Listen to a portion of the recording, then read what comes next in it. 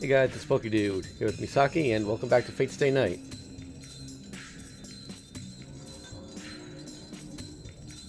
So,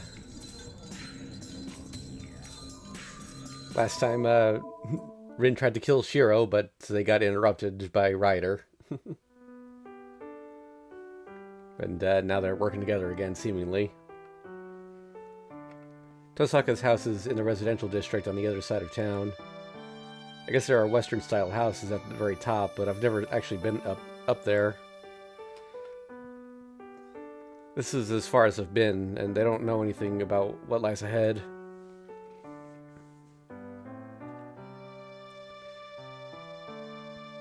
So, this is the famous Western-style mansion at the top of the hill. Main base of Tosaka, a magus with a prestigious lineage. Hello there, ABC1234. Is this our first time? I have read this before. Misaki is not. So,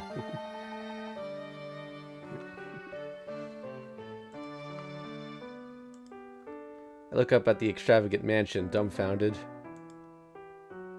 Well, I thought I was used to things like this because of Shinji's house, but this has its own taste. Emiya-kun? The entrance is over this way. Oh, yeah, I know. Did I play the visual novel first or the anime? I read the visual novel first, then watched the anime later. Misaki has seen Fate Zero, but she has not experienced Fate Stay Night at all before. I clear my throat and follow after Tosaka. Man, I can understand if I'm on guard being invited to another master's base, but I'm getting nervous just thinking that I'm going into Tosaka's house. So, this is the living room in Tosaka's house, the place Tosaka lives every day. Let me see your arm. She gets straight to the point. Please. Sit in a chair and I show her my right arm.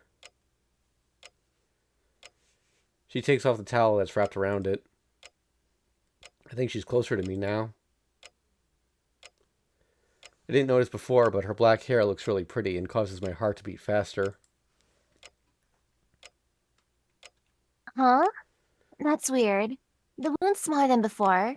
Do you have a healing charm on you? Huh? No, that's not true. Really? But your wound's almost healed. I didn't say anything about it being pretty. Huh? What'd you say, Tosaka? I said, your wound's almost healed up. I only stopped your bleeding so it shouldn't be healed. But I don't know anything about it. Really? You don't have a clue even though something like this has happened before as well? Hold on, you're confusing me more now. Something like this happened before? When? It was recently. You were wounded when Berserker attacked, right? That wound healed up by itself. I thought it was your magic at the time, but now that I think about it, you're not that skillful. Sorry, I'm not skillful, but what does it mean? I've never had such a thing happen to me before. Hmm. The only reason I can think of is the contract you made with Saber. I don't know how you formed your contract, but I hear that there are servants that make their contractor immortal. Saber's self-healing powers might be flowing into you. Does that mean my wounds will heal as long as our contract exists? Well, I guess so. But I wouldn't rely on it. Saber's healing your wounds, so it means you'll be using up Saber's magical energy. And more importantly, that's a power to heal your wounds, but not to bring you back to life. It'll be all over if you die, so don't do such a reckless thing again. So I guess it would be kind of like Guda's poison immunity because of MASH. Yep. Oh, I don't know when she I don't know when she did it, but the bandage is wrapped already and the treatment is done. She pats my arm and stands up. Well, I'll go get us some tea. Do you want some milk or sugar in your tea?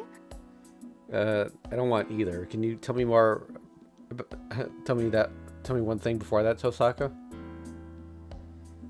What?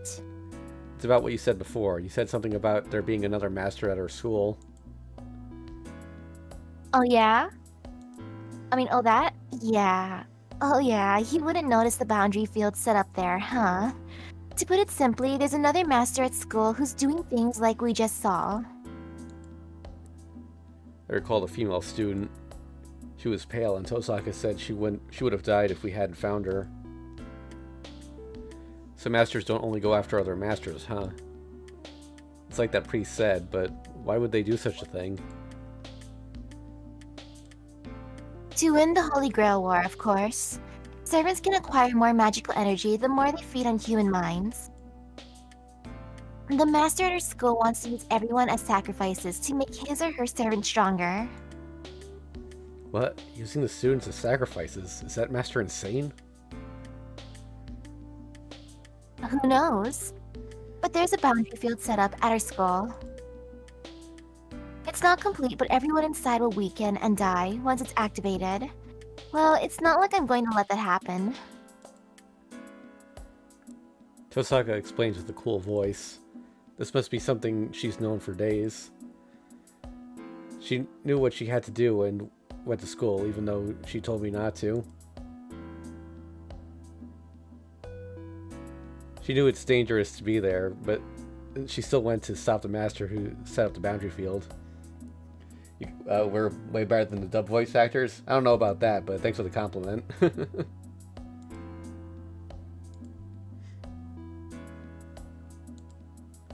I'm ashamed of myself.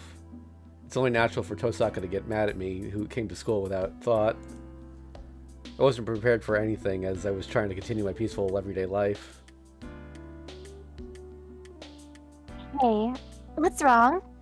Why are you depressed? Did I say something bad? She looks at me uneasily. I bet she's misunderstanding again. No, you're wrong. I just thought that I'd never be able to beat you. I think it's wrong for me to apologize, so I'll try to tell her how I feel.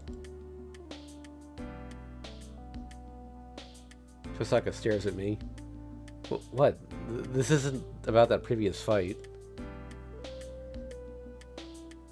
I know, Emiya-kun. Do you want to make peace for now? Then, she attacks me with a smile that makes my heart jump. You mean a truce between us? Yep. The master at our school is ill-natured, and the enemy now knows about you. I personally want to take care of this other master before you. So, do you want to cooperate and look for this other master? I'm taken aback, but I think calmly. No, there's no need to think. What Tosaka said is correct, and more than that, I cannot ignore this master. First of all, I decided to fight so that I can stop masters that will hurt innocent people.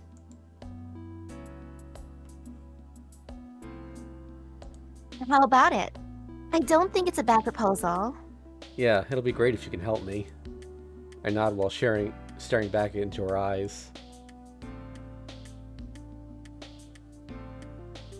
Hold on, it doesn't mean I'll be helping you. We're just promising that we won't attack each other. I see, so it doesn't mean an enemy of an enemy is your ally, huh?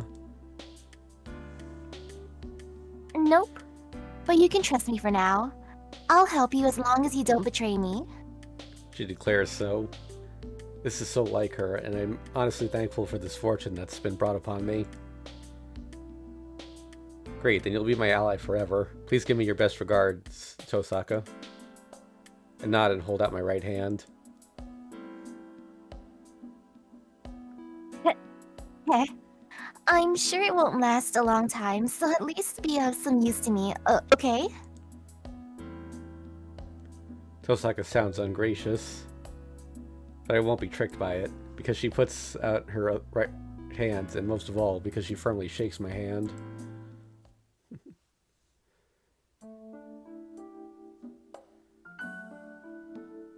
I see.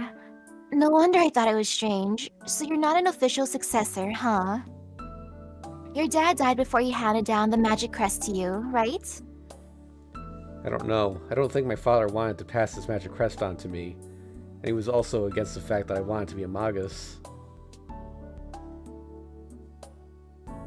But he taught you magic, right? Isn't that contradictory? Maybe. It seems like he taught me magic because I wouldn't give up. He also told me from the beginning to be a magic user and not a magus. We talked about unimportant stuff for a while. Since we're cooperating, I want to know about your family. Tosaka asked me that question, and now it's now getting into how I learned magic. Emiya Kiritsuga was a lone wolf magus that came from the outside. In contrast, Tosaka's family has proper lineage and supervises this land. Normally, a magus from outside must show good faith to the supervisor of the land, but Kiritsuga didn't do so. Actually, he hid the fact that he was a magus. As Tosaka Rin is head of the Tosaka family, she is supervisor of this land even though she's young. She was entrusted with the supervision 10 years ago. It's only recently that she actually became able to protect the land. Well, that's why the Tosaka family never knew about Kiritsuga's existence, and why they didn't know about his son, who was a magus. A magic user, huh? Then you really are an amateur. You don't have any knowledge other than the magic you can use, right? That's right. I can only use the strengthening magic. I only know a bit of other things. What I did before was just casting a strengthening magic on a desk to use as a shield, and that was the best magic I've ever done. Huh? Are you serious? Why are you telling me something like that? Then she gets mad like it's her own affair. Wait, is that something to be angry about? Hey now, look, Emiya-kun. We are cooperating, but there are things we should still keep secret, right? We should be hiding the scope of our power, and first of all, a magus has to keep his magic hidden at all costs. Really? But it's meaningless to keep it a secret now, right?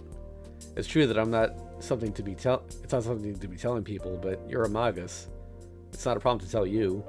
My father told me that the magic is not something to hide desperately. What is that? Did your dad really say such a thing? Yeah, I guess he wanted to tell me not to be bound by rules. He always told me that I shouldn't learn magic and that I could quit anytime I wanted. Tosaka grits her teeth. What's she so irritated about? She's showing enmity like never before. Don't be ridiculous. Your dad's not a magus. If you're taught by such a character, I can't approve of you as a magus. Tosaka, calm down. Why are you so mad? Well, I know I'm not a magus compared to you, but my father was a great magus. No, that's not what I want to say. What I can't forgive is that... That what? Then Tosaka's enmity disappears as if she's regained her composure. I'm sorry. It was my fault. Everyone's ways are different. I'm proud of myself, so it's not my place to tell you something. I don't get it. Did something annoy you? Like the method father taught me, or is it my inexperience? Yeah, I do have complaints about how inexperienced you are. Like how you only know the strengthening magic after a few years of study, and how you tell me that weakness of yours. Tosaka smiles suggestively. Is it just me, or do I feel a chill? Ugh, you're right. I really regret it now, but I can't help it, right? I'm only good at strengthening magic, and my father's dead. I have no way of learning anything else. Yes, that's the limit of a single magus. Magi who don't know when they're going to die, so they leave the magic crest behind and cooperate with the association. What I got so angry about was how your dad never did anything against that. Magic of a magus isn't just his magic. Magic is something passed down from parent to child for many generations. It's the sum of their life's work. The responsibility isn't just yours. So the first condition for being taught magic is that you will pass it on to later generations. A child born into a magus's family instantly becomes a successor and an inheritor. We are born for that reason, and we also die for that reason. A magus's child isn't human from the start. No, it is the duty of the magus to change what is born human into something else through many years and hard training. That's why your dad isn't a magus. Your dad chose to be a parent over being a magus. She looks away as she says so. I don't know why Tosaka's mad.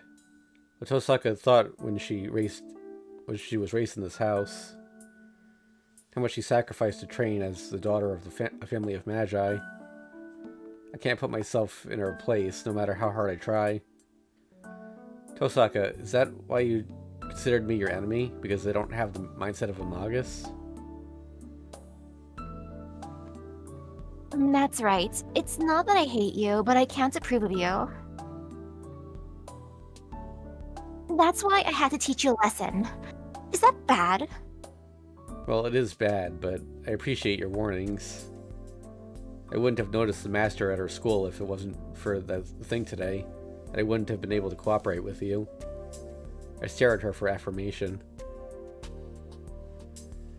Tosaka ponders for a bit. Jeez, why is a guy like this Saber's master? She complains about something strange.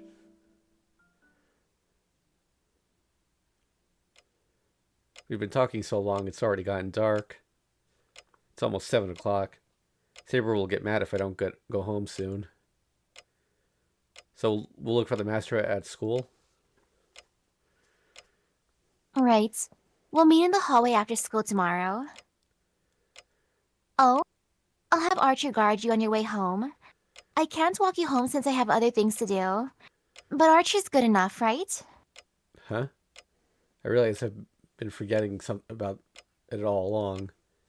This is Tosaka's house, so it's not strange for Archer to be here. The Knight in Red, Archer, takes form. Come to think of it, this is the first time I've actually faced him.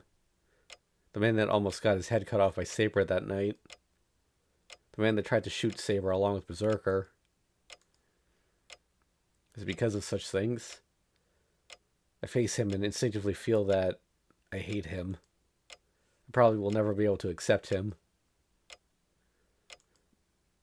Must be the same for Archer as he stares at me with enmity. I appreciate that. If he hates me, I can hate him back without holding back. Please do your best, Archer. We're cooperating now, so don't attack him. I know. I will follow my master's order. Archer disappears. Since he can't go out there dressed like he is, it must mean he will guard me in spirit form.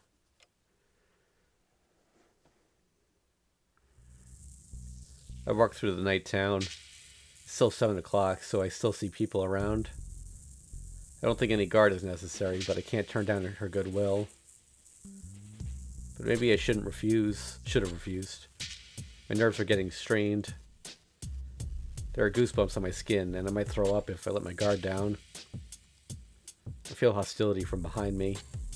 The invisible guard is watching out for the one he has to protect. Man, how is he a guard? The hostility I feel is definitely coming from the man behind me.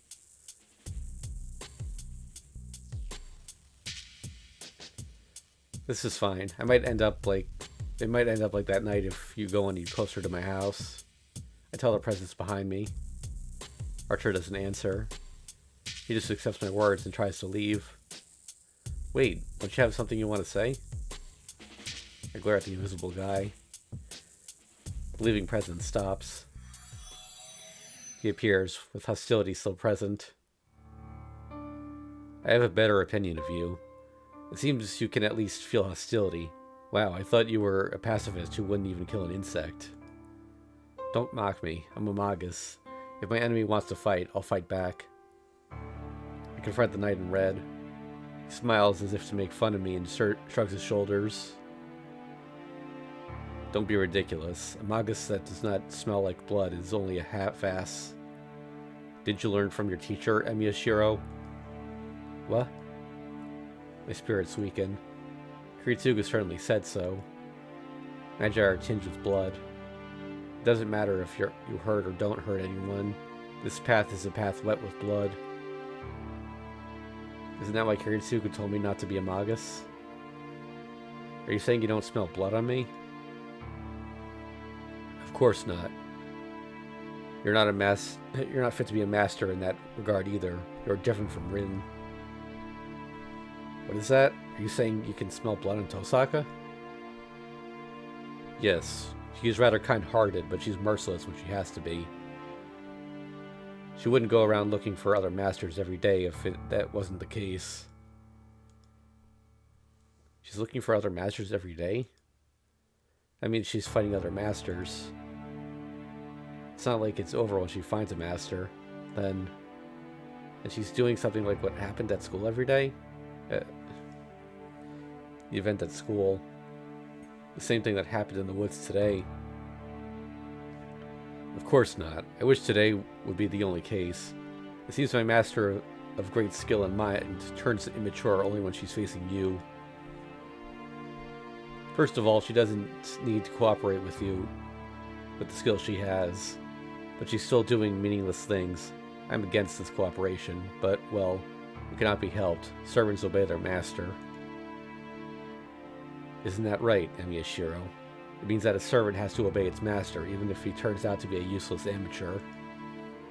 Is he talking about me and Saber? I see. I feel bad for Tosaka, partnering with such a cynical guy. Man, I'm stunned. Are you still saying such things? I will warn you, do not worry about your servant's personality. We are summoned only to fight. We are only a tool bound by the command spell. You guys have total control over us, so ignore what your tool has to say. I can't tell him that's not the case. What Archer, the one bound by the command spell, said is definitely true. I can't think of Saber as a tool, but it's true that Saber is bound by the command spell. So why'd you stop me? Do not tell me something as ridiculous as wanting to make friends with me. Ugh. I don't have a reason. I just didn't like him, so I wanted to complain to him. Oh yeah, you want the Holy Grail as well, right, Archer? I ask him an obvious question in desperation. Then... Holy Grail? Oh, the evil treasure chest that is said to grant wishes, huh?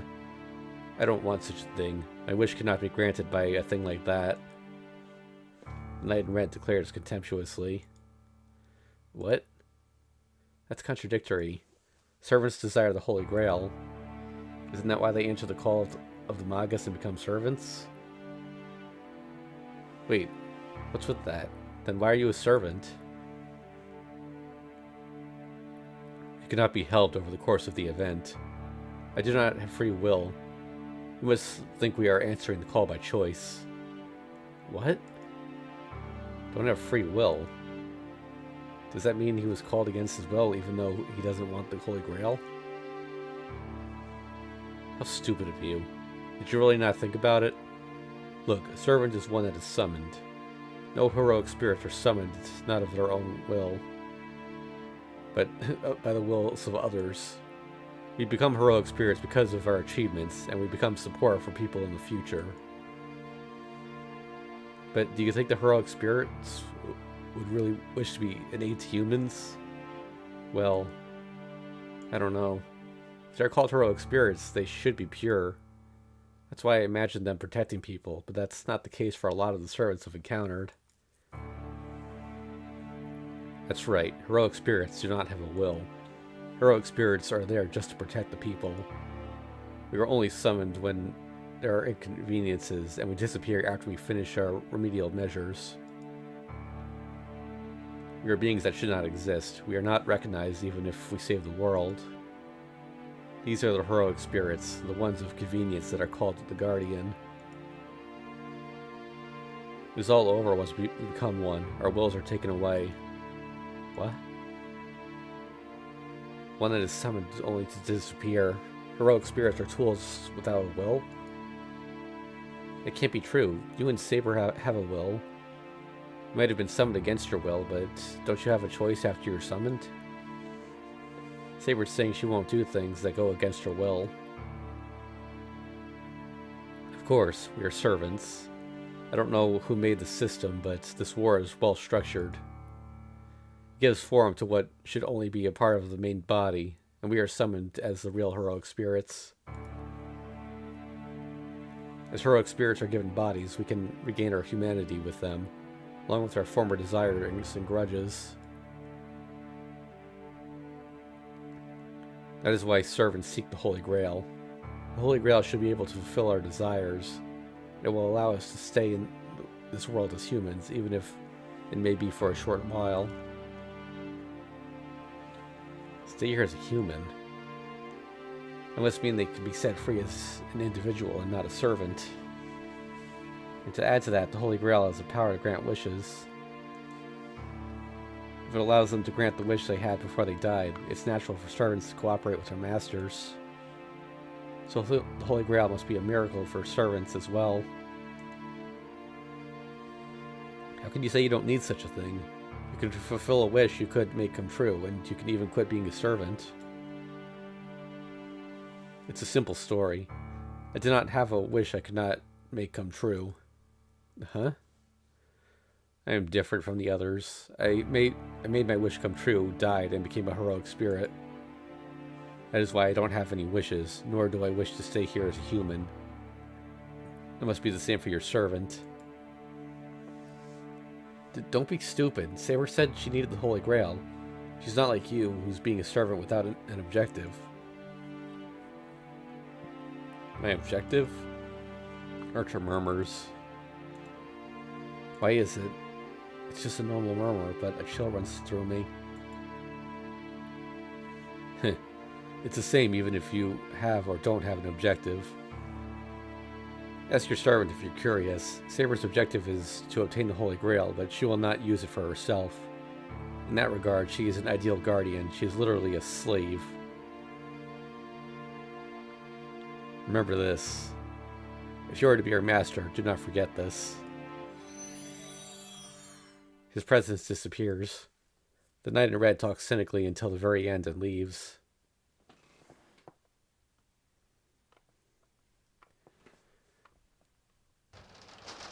I'm home.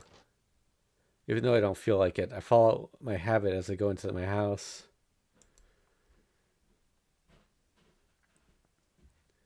I feel liveliness from the living room. I bet Fujine is watching TV and Sakura is preparing dinner. Saber is she in the living room? I recall Archer's words and shake my head. I don't know what he wanted to say, nor do I want to know. But it's stuck in my head and won't go away.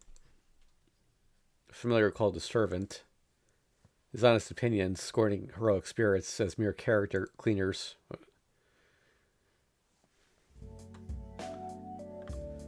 Oh, welcome home, Senpai. Even though she's in the middle of cooking, she comes out to greet me. I'm home. Sorry you're late. How much of dinner's done? I just started preparing, but I don't think I need your help. We're having stew tonight at Fujimura-sensei's request. I see. That's certainly nothing I can help with. Looking, I see that everything's been cut up already. Knowing how good Sakura is, I bet all she has left to do is cook it.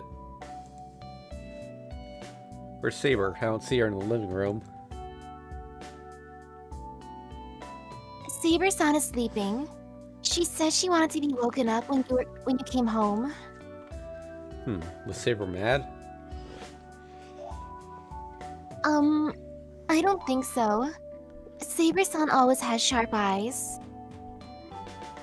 Sakura's hesitating to say it. It must mean Saber's really mad. It's only natural, though, since I broke a promise of me coming home before dark. Oh, welcome home, Shiro. Saber-chan was really mad. She said she wanted to talk to you in the dojo after you got home. Fujine says something really scary while she munches on a mandarin. Fujine, you didn't have to tell Saber weird things, right? Like a person who breaks a promise should be punished by getting beaten with a shinai. I did tell her. I told her she doesn't need to hold back. I see. So my enemies aren't just other masters. There's another one hiding here as well. Can I ask you something? Did you take Saber to the dojo? Did you tell her to use a shinai if she wanted to train? Yeah, we fought a bit, but she's amazing. She doesn't know kendo, but she seems more like a swordsman than I do. Does she do fencing or something? No, I don't think she does. I think she's more like you. Because she swings around a big sword unmatched to her size, and how she attacks enemies like a wild animal. Well, I'll accept the punishment since it's my fault. By the way, about Mitsuzuri, do you know if she's home or not? Huh? How do you know about that? I didn't think the news got out. I heard about her in the student council room. So how's it? Did anyone find Mitsuzuri? I stare at Fujine. Fujine is a teacher, even if she may not seem like one. She keeps quiet about things she shouldn't talk about, and I'm sure she'd tell a lie to comfort a student. So I have to stare at her to notice any changes while I ask about Mitsuzuri. So, Fujine, has nothing changed? I guess it can't be helped. You look like you'll run out if I keep quiet. It's not like this is a secret. But this is a special case, you know? I'm only telling you since you're her friend. I know, I appreciate it, so tell me quickly. I'll tell you the results. Mitsuzuri-san was found earlier today. I'm sure the examination's over and she's home by now. She's kind of confused, but she doesn't have any wounds and there's no danger to her life.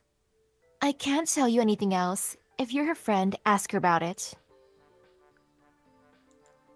I see, so it wasn't serious, huh? Thank God. I don't know what Mitsuri got into, but I know it has something to do with the strange incidents happening in town. It's likely that the source of this master is at my school. Source of it is this master at my school. I don't know what I would have done if something happened to Mitsuzuri. But yeah, Sakura, can I talk to you for a bit? Yes? What is it, senpai? It's nothing much. I'm just wondering if you know anything about Shinji. I'm sorry, senpai. I spent the night here last night, so I didn't go home. I heard that he skipped school today, but... So you don't know what he's up to, huh? Yeah, it's no surprise you don't know. Sorry, I asked you something stupid.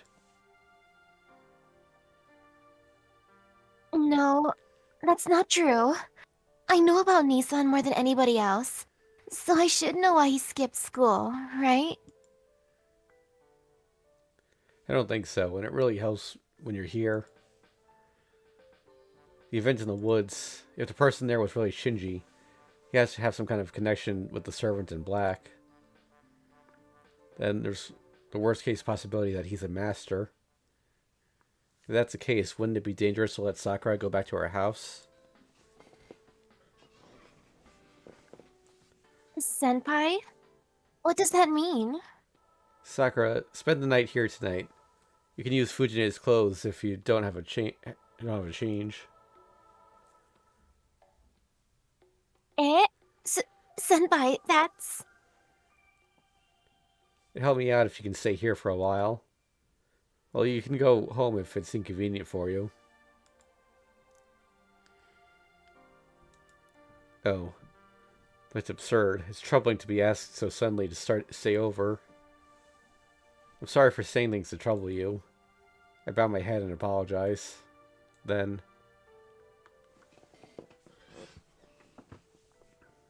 Okay, I'll do as you want. Sakura agrees so quietly that it's almost lost to the sound of the cooking stew.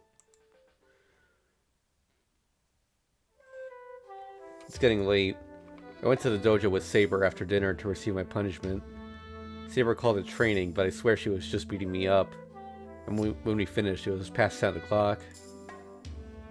It seems they're sleeping together again today as Fujine and Sakura go to the Japanese-style room. Shiro, what is wrong? Are you not going back to your room? Hmm? Yeah, I'm going, but there's one thing I wanted to ask you before that. Please go ahead. I'll answer anything I can. I guess we'll get right to the point. What Archer said. Servants who have no freedom seek the Holy Grail to obtain freedom. It has been the case for Saber, but he said Saber would not wish for freedom. Saber, you need the Holy Grail, right? Yes. My objective is to obtain the Holy Grail. I became a heroic spirit for that reason. I believe I told you this before. I know, but why? A servant can stay in this world without a master if it obtains the Holy Grail, right? Then you're going to obtain the Holy Grail and do what you wish here, right? No. I will leave this world once I obtain the Holy Grail. It is not allowed for me, someone from a different time, to stay in this time. And most of all, I do not have anything I would want to do. Her eyes show her determination. It shows no hesitation nor lies. In that case, there's nothing I can say to her. I see. I can't tell you strongly since I don't know what your wish is, but I think it's unlike Saber to ask for a wish from the Holy Grail. I don't know what the Holy Grail is, but I vaguely think that it's not appropriate for this golden-haired girl. I promise you that we'll obtain the Holy Grail, so I'll believe your words for now. Is something wrong? You have not seemed well since you got home. Since you came home. That's not true. Oh, yeah, Saber. About our course of action. Saber looks serious now. As expected of her, Saber is Saber no matter how well she gets along with Fujine. It's annoying, but her true nature is revealed in her fighting, like Archer said. I went to school today and found that there's a third master there. I had a quarrel with Tosaka, a lot happened, and we ended up promising a truce until we find the master hiding at our school. I report what happened today in a hurry. Saber's listening seriously at first, but as the story goes on, she starts to look at me unhappily. Are you against cooperating with Tosaka? No. I agree that you should learn from Rin, as you have no knowledge. But I would have liked you to tell me earlier. And if you could have, consulted me beforehand as well. Saber glares at me. I'm ashamed of myself since she's absolutely right. Then you will cooperate with Rin tomorrow to search the school? Yep, I'll call for you if we find something strange, so stand by here until then. Phew. It is too lenient a plan, but it will be perfect until you get used to battles. So we will be going after the master that set up the boundary field of the school? I nod, after thinking for a while. Let me confirm. After we defeat the master at your school, your cooperation with Rin will end, and she will become your enemy again. Is that correct? Saber asks to make sure. Well, this choice actually does not matter, so, what do you think? I can't say for sure because this is her route after all. I can't say for sure. I owe Tosaka, and most of all, I personally don't want to fight against Tosaka. No, I can't say for sure yet. There might be more to do even after we defeat the master at my school. There's a monster called the Berserker as well. If we can cooperate, we should cooperate for as long as we can. I see. I will obey if Master says so. But that will only make it harder for you. Please do not regret your choice when the time comes. Saber bows and leaves. I know. The more we cooperate, the greater the likelihood that we'll fight in the end.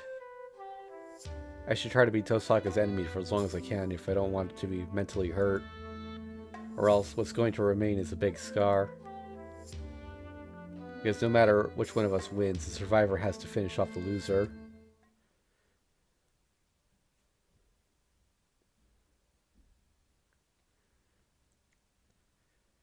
Chapter 6, Faker.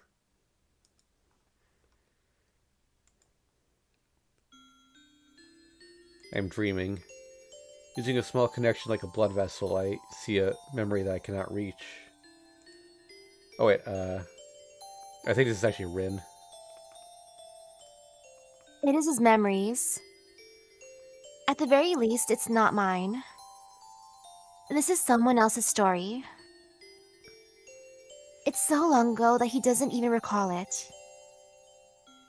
It's so old that he doesn't even try to recall it.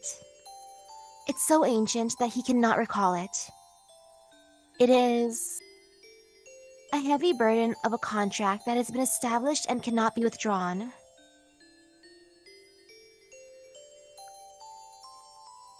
It's not like he wanted something. If anything, he was the kind of guy that could not put up with anything. He cannot put up with having people cry around him.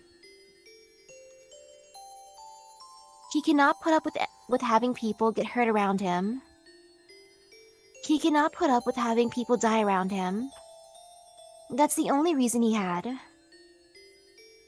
And for that reason only, he tried to help everybody in his sight. He was clumsy, and it made you worry if you were looking at him. But he would accomplish it in the end, and I think he changed a lot of people's lives. I'm sure his life was a happy one. His clumsy battles were not meaningless. He was able to save people proportional to how much he got hurt and how many times he faced death. But there's one pitfall there. I said everybody in his sight. But one can never look at oneself. So in the end, he could not save the most important person of all, himself. I don't know how it ended up like that. No, it should be the other way around. It was a wonder that it didn't end up like this earlier. Anyway, it was a terrible disaster. A lot of people died and a lot of people were facing death. Something that could not be solved with his powers alone. With many deaths in front of him, he... Wait, let me make a contract. I shall give you my life after my death. I would like the compensation now. Yes, he made a contract with something as mysterious as the world. Throwing away himself to save people. It is the birth of a hero. That's all. There's nothing after that. Even if he is called a hero, it doesn't change what he does. From the beginning, it was not his objective to be a hero. It's just that he needed the power of a hero in that process. But his end came rather quickly. An excellent savior is nothing but a nuisance for the people that are not getting saved. He understands his own powers and the extent of the world. He accepts what can be saved and what cannot be saved. That's why he wanted at least the people in his sight to be happy. A lot of people called it hypocrisy. Many despised it as an extreme value. The way he silently pursued his ideal was something he should have been proud of. But in the end, he met an uncompensated end as the contract promised. He reaches the place. He had friends and a lover. He lost all of them, and he was cornered by the ideal he pursued. He had no place to go. He was burdened with many voices of resentment, but still kept fighting. He knew of his fate, but he acted like he tried to perform miracles, using his fate as a support. But that comes to an end. The place he reaches at the end is a hill of swords. His battles ends on the hill, among the rusted, ownerless steel, still alone. But he smiles in satisfaction as he lets go of the sword, as if saying there's nothing to regret if he was able to save everybody that came into his sight.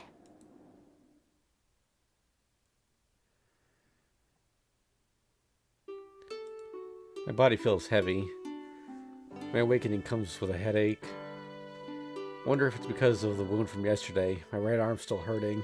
I remember while getting up. It's past 6 o'clock. Crap, I should make breakfast. I jump out of my futon and change instantly. Fujine and Sakura have morning practice.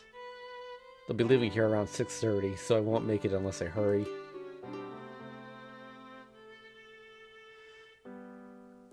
After I see them off, I drink tea with Saber. Time flies by and it's past 7 o'clock before I realize it. I'm going now. Take care while I'm gone, Saber. Yes, please be careful yourself as well. Do not do anything reckless, even if you may be with Dean. Yeah, I learned that yesterday. I'll ask for your help if I to go after the enemy.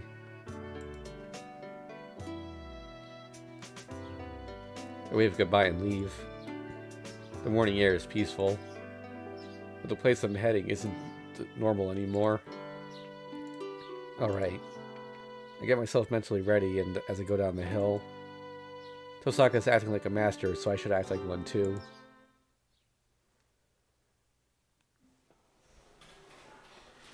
I get to class right on time. I greet people as I make my way to my seat. Huh? On my way. My eyes catch a glimpse of someone and my mind goes blank. I don't need to think. I run straight to Shinji. Shinji, you. Hey, Emiya. What's going on? You're looking pretty dangerous. Did something happen to you while I was gone? Shut up. What'd you do to Mitsuzuri?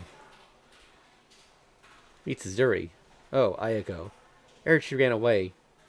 I heard it in the range this morning. She was found in Shinto, huh? I don't know what's funny, but Shinji laughs. Looks like he's sneering at her. Don't play dumb. You're the last one that talked to her. I'm asking you what you did to her then. Huh? We only chatted for a bit. More importantly, did you hear about it, Emiya? Ayako was fucked up in the back alley. It must have been rough. I heard her eyes were spaced out and the uniform was messed up. Well, I don't know what happened, but it's not something I can ignore, right? I'm kind of curious how that conceited girl got trashed. Why the angry face? It's just a joke. Ayako's under care now, right? I think she's staying at her house now. Well, I guess it'll be harder for her when she comes back, because the rumor will have spread by then. Shinji, are you saying you told everyone at the archery range about this? Maybe. But all the first years know about it already. I hear the rumor's been flying around since yesterday. Shinji sounds happy.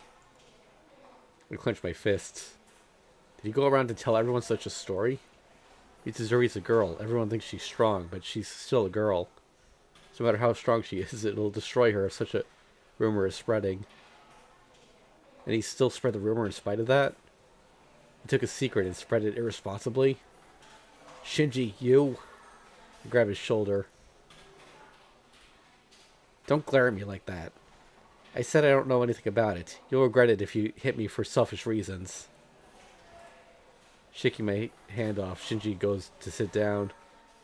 The homeroom bell rings. I can't stay standing when everyone's sitting down.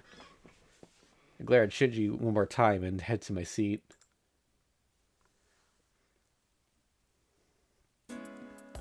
The day ends. School's over and the students head home one after another.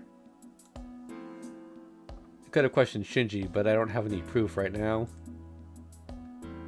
Even if I told him about seeing him in the woods yesterday, it would amount to nothing if he tells me he just happened to be there. I have to find proof first. I don't know if he's a master or not, but I'm sure he has something to do with Mitsuri's case. How do I identify a master? I can only strip them and look for a command spell, huh? Well, I'm sure no master is going to allow me to do that. It's almost time. Tosaka might know of a good way. I get up. I promised Tosaka I'd meet her in the hallway after school.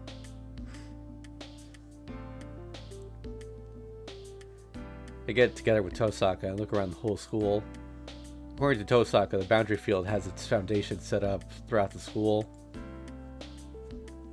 Tosaka's been searching and erasing them, but it seems they keep coming back up, or new ones are created, preventing Tosaka from completely eliminating the boundary field.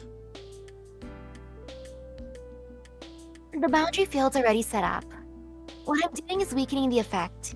It's better than nothing, and I'm sure the master won't activate it until it's complete. That's the case according to her. Tosaka, can I ask you something? I call out to Tosaka after she eliminates the mark on the rooftop. What? Do you still feel something strange on the rooftop? Oh, no, this is about a different matter. I don't feel anything strange here now. I can't feel anything. I see. I guess we've erased all the active marks now. You can't sense magical energy, but you're really sensitive to abnormality in the air. I didn't think I'd be able to erase all the marks so fast. Tosaka's in a good mood. I'm happy I got to be of help, but this is no time for that. Tosaka, can masters recognize other masters?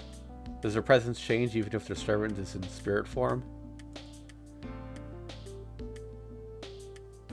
No, but yes, you can identify a master if he hasn't done anything to hide it. All masters are magi, so you can find them if you follow their magical energy. Additionally, they formed a contract with a great familiar called a servant, so their magical energy will leak even if they hide it. You haven't noticed since you're slow, but I leave magical energy behind me. A magus would know right away if I'm a master, and I'm sure I can recognize another master if I see him or her. Really? But you didn't know I was a magus. Why is that? What? You want me to say it? Tosaka sounds mean now. I have a bad feeling about this. No, it's fine. I think I figured it out. Smart move. Well, that's how it is. There are people who have small amounts of magical energy that aren't magi. Magi approve of others as magi only when they have more than a set amount of magical energy. Yeah, I figured that out. Oh, then what do you feel from me now? What do you feel from me now? You haven't changed at all. I heard it was an incomplete summoning, so I bet the connection between you two is small, except when healing your wounds. Well, I guess it's possible since you're a special case. And Shinji isn't a master. Even if I can't tell, Tosaka can identify a master. Tosaka should be able to feel the lingering magical energy if Shinji is a master but is a servant.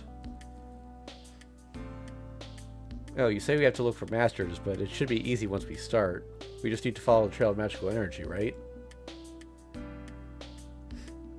That's not true. If they have an item that can hide their magical energy, nobody would find out about them.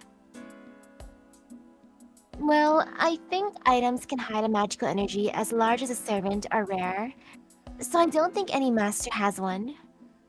And you can't detect a master even if he's close to you, if he has such an item? It would depend on what he has, but I think I'd be able to tell if I go near him. As long as they've formed a contract with the servant, friction with the world will occur.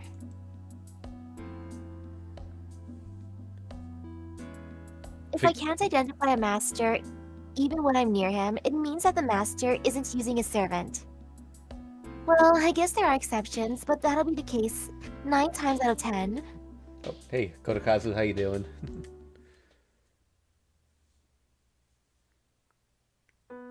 We returned to the classroom. Even though we couldn't find any clues about the other masters, I see Tosaka's happy as we eliminated a lot of the marks. She said something about the enemy coming out in the future because we were so active and whatnot. You're patient. You don't know how long it'll be before that happens, right? Really? A person who would set up a boundary field like this won't just stay quiet if something like this happens. I'm guessing he or she will come out tomorrow. This person won't let the same thing happen twice. Tosaka sneers at the master we have yet to see. So that's how it is? Yep. Well, I have some things to do, so I'll be going home now. I have to buy a lot of stuff in preparation for tomorrow. I'll see you tomorrow. Go home early today, okay? Go straight home. Oh, you're worrying about me? No, it just screws up my plans if my ally dies. I'm just making sure. Tosaka says so quickly. Her panic is so unlike her, and it's obvious that she's only hiding her embarrassment. I see. I'm beginning to understand more about Tosaka.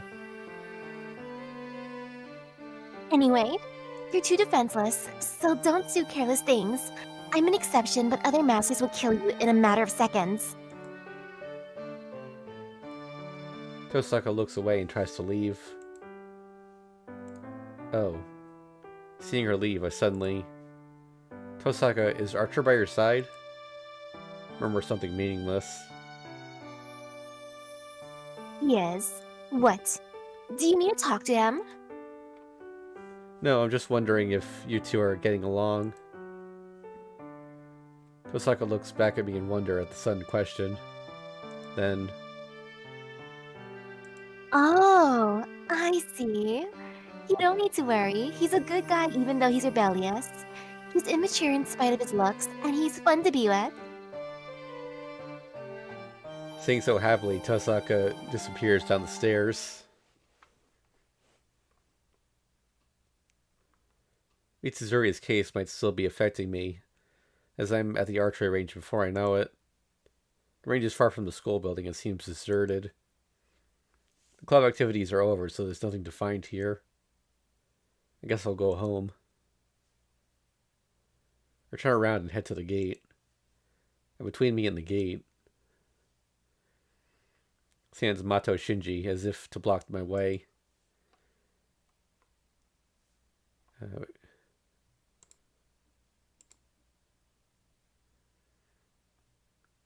Hey, you're going home this late?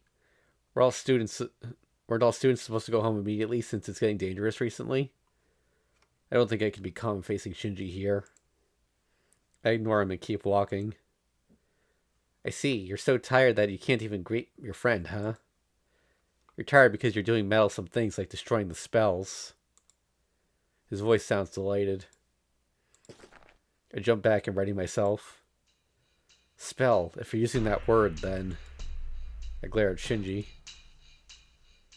Yep, that's right. The bounded fields that you thoroughly eliminated is a security measure I set up. If you destroy it like that, I'll be so scared that I won't be able to come to school anymore. I see. So this is how stupid I am. I knew about it when I saw Shinji in the woods, but I rejected the idea because I was unprepared for the truth. Hold on, don't be on guard like that. Since that annoying Tosaka's gone, let's talk things over as men. As you know, I don't like fighting. Talk things over? You don't want to fight me? Of course not. I'm guessing you were forced to be this master thing as well, right? It happened to me too. I was forced to be a master even though I'm not a magus. Nor do I have a will to fight. I'm trying to find a way to get through this without fighting anybody. So that's why I have no intention of fighting you. I see, then what's up with that boundary field? You're saying that you don't want to fight even though you have such a thing set up? Are you stupid? That's for my protection. It's a pure Magus named Tosaka in this school. She won't hesitate to fight. Since I'm not a Magus, I have to set up protection for myself. That boundary field is set up for that purpose alone. I won't activate it as long as I don't get attacked. He's making sense. I don't know if Shinji is really a master or not, or how he became one. I can trust his story. If Shinji says so, I should believe him. But before that... Shinji, are you the one that attacked the female student yesterday? I have to get this question answered. Oh, that? I couldn't help it. My servant's unmanageable, and she attacks people if I let her be. I'm just a normal person. I'm not a Magus like Tosaka, so it's hard for me to get her to obey me. Then what happened yesterday is an accident? Your servant did it herself? Yeah, I'll be careful from now on. I don't want anything happening here either. I'll make sure the only thing she does is to protect me. You swear that's true, Shinji? Yeah, why would I lie? I could have kept it a secret, but I told you about it. You were getting suspicious of me, right? I'll have to fight back if you attack me, so I came out with it before that happened. I don't want to fight anybody. I can't trust everything he says. But if Shinji really thinks so, everything would work out. Alright, I'll believe you. If you're not going to do anything, I won't do anything to you either. That's fine, right, Shinji? Good, you understand for once. But that's not good enough. Can't you tell why I came here to talk? Shinji holds out his hand. So that means... Do you want to cooperate with me, Emiya? I'm sure you don't know, but the Mato family is a family of magi. Well, magic died out in my father's generation, but we still have the knowledge. How's it sound? I'll be helpful to an inexperienced master like you, right? The Mato line is a family of magi? Tosaka didn't say such a thing. No, she must have excluded him since magic died out in his father's generation, like he said. So what do you say? We can survive through the Holy Grail War if we cooperate. You shouldn't even need to think about it. His hand is held out. Shinji's proposal isn't bad. It makes sense and it's a viable option. But... Shinji, does Sakura know that you're a master? Huh? You really must be an amateur, Emiya. Listen, a family of magi only teaches its secrets to the eldest son. Other children are just spare organs. It's meaningless to teach magic such a thing, and it's a waste of time. Geez, a slow woman like her wouldn't be able to use magic. I'm the only one that's inherited the secret. I see. That's really good. Sakura shouldn't be involved in all this. I want her to be smiling happily all the time. Shinji, if you won't do anything to me, I won't do anything to you. That's good enough, right? I see. So you won't cooperate with me? We don't need to, right? If we're not going to fight, cooperation is meaningless. If you only want to protect yourself, have the church take care of you until the Holy Grail War ends. You know that, right? Oh, what is this? Are you trying to win this war? I have no intention of fighting, but I'll fight anyone that attacks me, and I can't just ignore people that will bring disaster to this town. And I won't kill people, but I have to see what the Holy Grail really is. To do so, I have to survive until the end, right? I turn my back to Shinji. I see, so you're going to fight no matter what, huh? It has nothing to do with me, but you're not intending to involve Sakura in this, are you? There's no way I'll let her get involved. You're going to hide this from her too, right? Of course, but as her brother, I can't let her stay at the house with the guy who's going to fight. If you're going to fight, I won't let Sakura out of my place until the Holy Grail War ends. That's fine, right, Emiya? Shinji does have a point. As long as I'll be fighting, my house is in danger. Alright, I'll tell Sakura. Is that good for you, Shinji? Okay, I'm glad you're so caring. To be honest, I was scared if you were going to hold her hostage. Well, my problem is solved for now.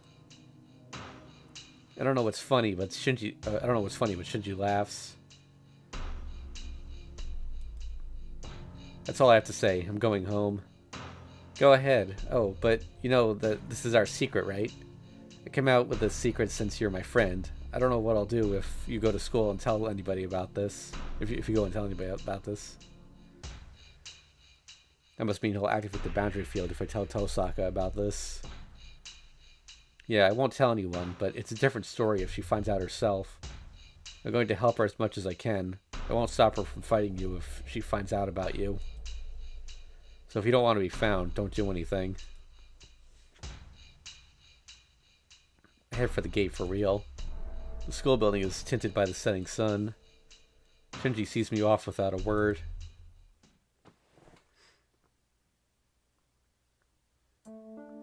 There are only 2 sets of shoes at the entrance. Fujine's and Saber's.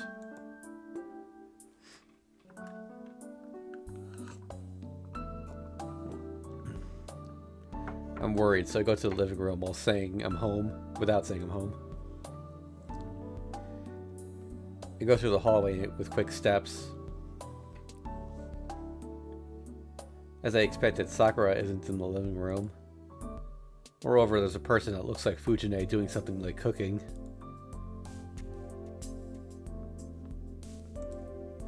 Oh, welcome home. Shiro. What's with that surprised face? Did something happen? She must have been mixing flour, and she puts a bowl she's been mixing onto the table. Yeah, I'm surprised. Everything's so different. Actually, I don't remember how many years it's been since I last saw her doing something like cooking. Different? Oh, you must mean Sakura-chan. She went home. Someone from her house called her, and she had to go home. I see, so Shinji must have called her. It's needless help, but I guess he wanted to take care of it as quickly as possible. Shinji-kun? Oh well. After tilting her head in question, Fujine goes back to the kitchen. It's not completely dark yet, so I... Does this choice matter? It does not. Good, I want to see the cooking. I don't trust her cooking. Like, no offense to her. Wait, so I'll stop Fujine's wrongdoing before the sun sets? Yes. I have to find out what Fujine's up to. For the piece of our dinner and for Saber, who's secretly looking forward to it. Excuse me. Oh, Okonomiyaki, are you hungry? You're wrong. Sakura-chan left me in charge, so I'll be cooking tonight. I'll cook for all 3 of us, so you can go wake Saber-chan up. Wow, I'm surprised. I don't know about her choice of food, but Fujine is acting like a woman, huh? Yeah, you should be able to cook if you're that old. Huh? Why are you cooking rice, Fujine? You don't need rice with okonomiyaki. We do. I'm making a kanitama, so it'll just be an omelet if we don't have rice. Fujine cracks open an egg as she says so. The egg drops into the flour she's been mixing. I'm surprised. It seems kanitama and okonomiyaki are the same in Fujine's head. I don't know what kanitama is, and I only have a rough idea of what okonomiyaki is. Kanitama, I'm assuming kani is crab and then tama is tamago. Yeah. So, Okay, crab egg. Fujine, I know you'll realize your mistake in a few minutes, but I'll come out and tell you. What? Alright, tell me. She must think something's wrong as well. She looks at me with respect. Well, that's not kanitama. It'll be a horrifying dish where you'll be putting okonomiyaki on top of rice. So let's remake this. I clearly tell her. Isn't it the same putting omelet or okonomiyaki on rice, kitchen chef? Kitchen chief? No, first of all, I'm not the kitchen chief. We'll get Saber a wrong impression of Japanese food, so let's remake this. I take the ball away from Fujine. Eh? No, I mixed it, so we can't waste it. No, I'll make some snacks with this later, so this is going in the fridge. You go crack about 5 eggs and mix them thoroughly. Oh, the crab and the bamboo shoots are ready? Then I'll make the sauce. I'll let you cook it. I'm getting a little bit of an echo on your end, Misaki. Oh, let me adjust the mic then. There. Better? It's alright. If I preheat the pan, even you can do that. Yep, the echo's gone. Well, now that it's decided, I'll need potato starch, ginger, vinegar, soy sauce, sugar.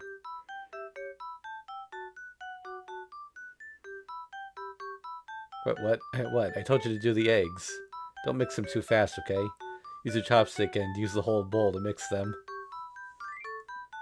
I don't know if she's listening or not, as she's just looking at me like she wants to say something. Then,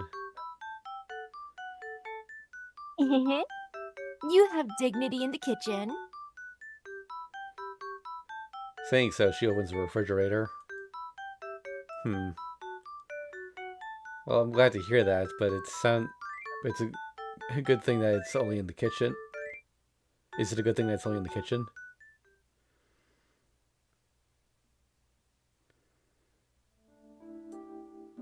Dinner's over. I finished cleaning up after dinner and faced Saber in the dojo. I tell her what happened today, about how we eliminated the boundary field at school, and how Tosaka is expecting a counterattack tomorrow. I don't tell her about Shinji. I don't want her to consider him as an enemy until I figure out his true intentions. Then, we will not be going out tonight. No, it might be vexing for you, but sit tight for tonight. I don't intend to fight needless battles, and also, we're not in a condition to be fighting freely. I'm inexperienced as a master, and Saber has to limit how many times she can fight since I'm not giving her any magical energy. I can't be literally looking for masters in our situation. I understand. You certainly deal a point. It is not proactive, but we need to do the utmost care for victory.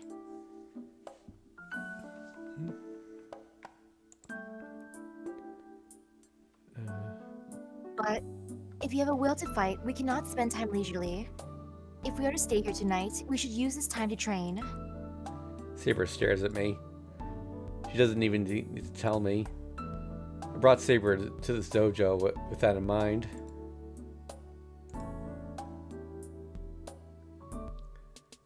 I know. Do you remember? Do you remember what happened last night? We trained a bit since you told me I was slacking off for coming home late last night. Well, it was more like you were beating me up. That is because Taiga told me that I had to go hard on you or you would not listen to me. It is not because I was angry yesterday. Saber says so in a panic. No, it's fine. That was a good lesson for me. No matter what I do, I can't beat someone I can't beat. I couldn't realize such a simple thing until I fought you. With that in mind, I think it's important to train with you. I don't know how effective it'll be, but I should be able to survive longer in battles if you train me hard. Then, Shiro? Yeah, can you train me whenever we have the time? For today, that'll be until we go to bed. Take the shinai on the wall. It's still 8 o'clock. There's still 4 hours until bedtime, so I'll train my heart out.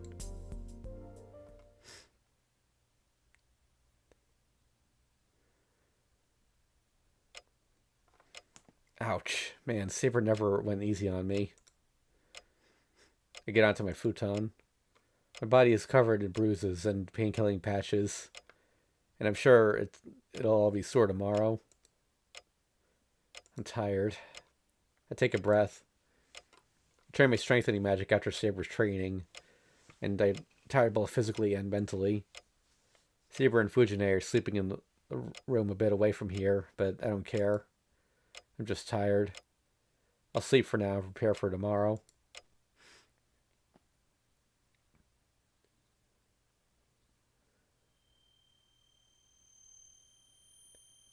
That's a girl. Oh, come here. Am I dreaming? My mind's dozing off. My body's asleep and I can't move a finger. Then this has to be a dream. It's a dark night. My ears are ringing. My feet are asleep, but I'm walking down the hill. Come here. It's cold. The wind is blowing on me, and since I'm in my pajamas, my body is freezing. This coldness is unlike Fuyuki City. The chill would be cold enough to wake me up if this were a dream. Come here. Come here. I walk through the empty town.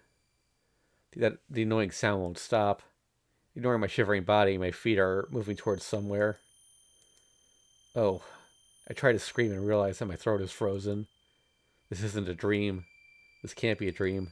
But my mind's still asleep. My limbs, they aren't following my orders, and they're walking as if manipulated by something. Come here.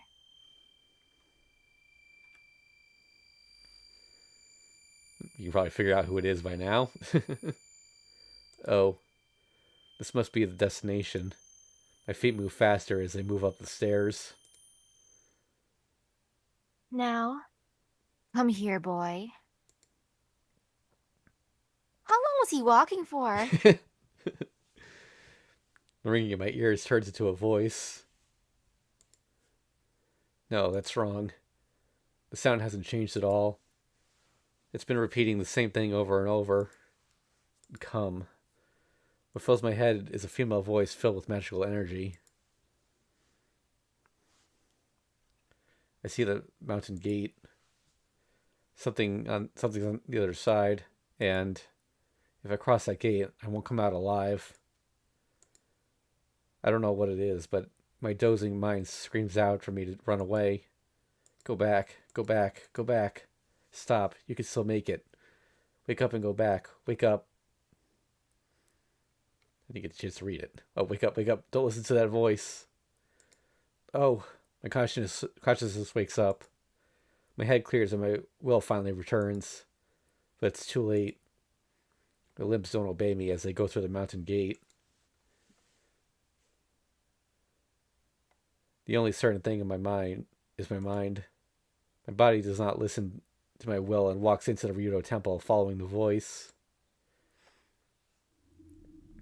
The temple is covered in darkness. In the center stands something with an inhuman magical energy. The figure wavers like a mirage. The shadow reminding me of death strips off the darkness, and the figure becomes a witch like one would see in a fairy tale. Stop right there, boy. I will kill you if you come any closer. A sneering laugh. It seems my body is under her control. My feet that never stopped freeze at the command. My consciousness wavers. My limbs still do not move, and an unknown enemy is standing before me. Yes, she's an enemy. I can be sure of that. She's a servant, a heroic spirit that excels in the most in magic out of the seven servants. Servant Caster. I move my throat with all my effort and glare at my enemy. Yes, that's right, boy. Welcome to my temple. I welcome you, Saber's master. Her cool voice is mocking me. I put power into my legs, but my body will not move. Damn, what the hell am I doing? I've been lured here, and on top of that, I can't move a muscle. I concentrate on my limbs with all my power. I don't know what kind of trick it is, but it has to be her magic that's restraining me. If I can extract her magical energy out of my body. You think you can free yourself? How cute of you. You're going to kill my spell with such a method? How naive. What? I concentrate all my will to search through my body. Caster's magical energy. The enemy's magical energy that's inside me, restraining my body. I look inside my body while keeping my eyes open. It's alright. It's not difficult if I'm calm. I identify the flow of magical energy every night. I just have to do what I've been doing and identify Caster's poison inside of me. Even if I can't get it out of my body, I can concentrate it into one of my limbs so that I can move the other three. Huh? How can this be? Caster's magical energy is not mixed within me. The only poison-like element is the one small point on my chest. But all of my body is acting abnormally. It's not that there's something wrong with the blood flowing in me. If there's something abnormal, it's not my blood, but the blood vessels themselves. It's like having my heart locked up. The red spot on my chest has to be Caster's magical energy. One cursed word is taking away my body's authority. No way. It means I was cursed when I was sleeping. Even if I was asleep, I should have been impossible for me to be seized by a magic cast from so far away. Magi have magic resistance. It's a power. It's the power to repel magic such as hypnotism, binding, and coercion. As long as one is a magus, one cannot be easily controlled by others. It's a fundamental law. Magi have magic circuits. The circuit in one's body does not only make magical energy, but it can also repel external magical energy. Therefore, it is difficult to interfere with someone with a magic circuit. It's difficult even to control a magus several ranks lower than you. As the magic circuit repels external magical energy, magic is destroyed before it can be completed. For that reason, indirect intervention magic, such as hypnotism and binding, has a low success rate. Even if the target's not a magus, the magic can be repelled unconsciously if the target has a magic circuit. From that point of view, an intervention of just attacking with pure magical energy like Tosaka does, making a weapon in this world and attacking the opponent as a result, is a simple method. Physical impact works on everyone. It does not matter if the target has a magic circuit or not, as people will bleed if they are cut with a knife. That's why the situation is strange. I'm sure I could be affected if I had magic cast on me from close range. If I had met Caster before and she had cast coercion on me, it's probable that I could be controlled even at a distance. But I've not met Caster before, nor have I had a curse cast on me. So this is our first meeting. Without moving from here, Caster casts a spell on to the faraway Emiya house and control my body.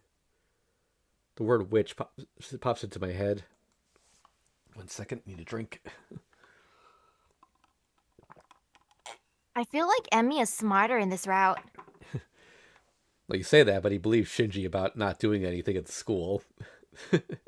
Except when it comes to Shinji. Yeah. That's the exception. Since Rin hasn't been teaching him at all, right? Yep, that is true. Like he seems to at least understand the basics. Yeah, so he's smarter. Kind of. Yeah. If she can control a Magus's body from a distance of a few kilometers, does it not mean that Caster can control everyone in this town from here? My spirits weaken. As the magic is complete, there's no way I can dispel it. I can't do anything unless Caster releases me or I get some outside help. Do you get it now? It is my magic that is binding you, and not my magical energy. A completed magic cannot be washed away by water like magical energy. It is just like solid and liquid. The solid does not crumble even if water is poured on it, right? The shadow steps closer to me. Bluish purple robe melting into the night is smiling.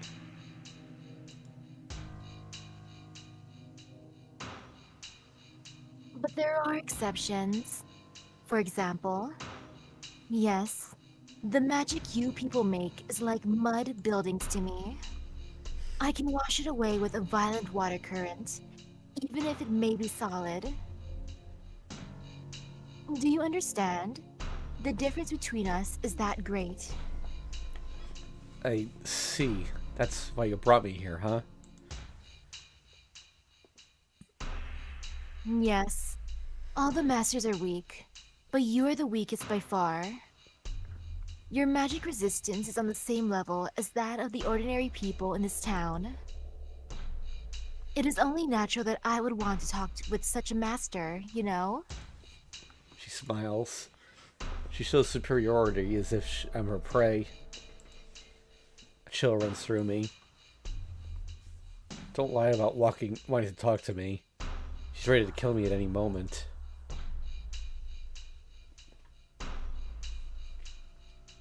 See, you're misunderstanding again. Don't worry. I can't just suck up your magical energy if I kill you. Everyone in this town is mine.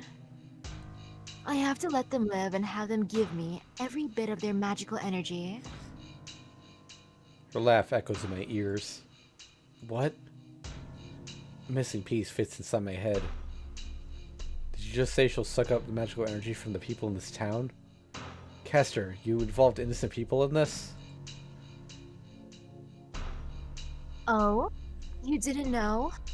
I thought you already knew since you cooperated with that little girl. I see. You didn't know, huh? Castor smiles even more. It seems like she's pondering how to kill her prey. In that case, I shall tell you. I, Servant Castor, have the privilege to make a territory. A magus has a workshop, right? It's just like that. I constructed a temple in this place to protect myself. Fortunately, this land is an unfavorable land for servants. It's excellent as my territory, and most of all, it's easy to collect magical energy from here. I couldn't hold back at first, since you people only find small amounts of magical energy, but I can collect it pretty well now. You can see it, right?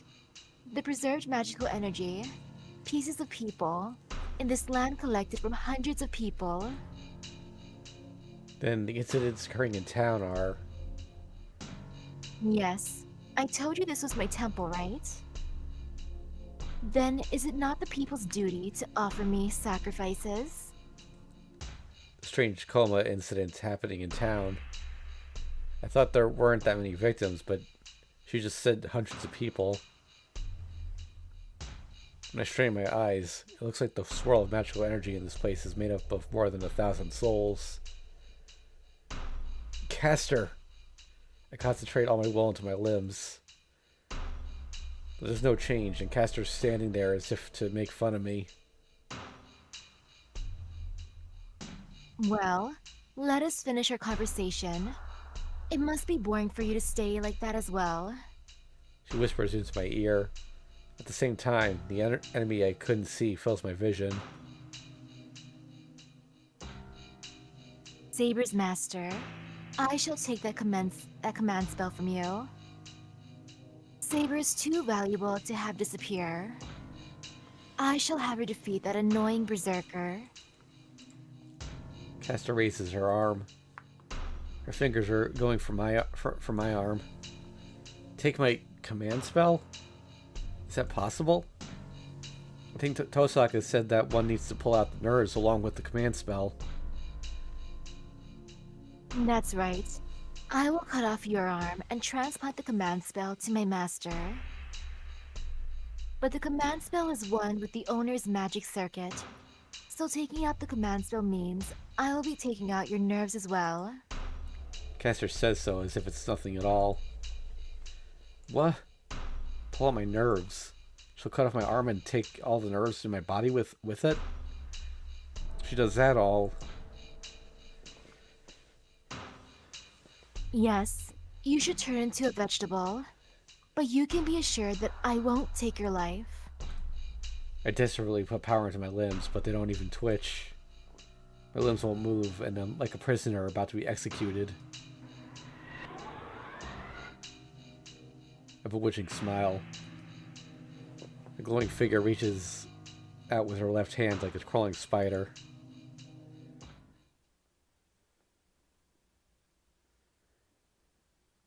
Interlude.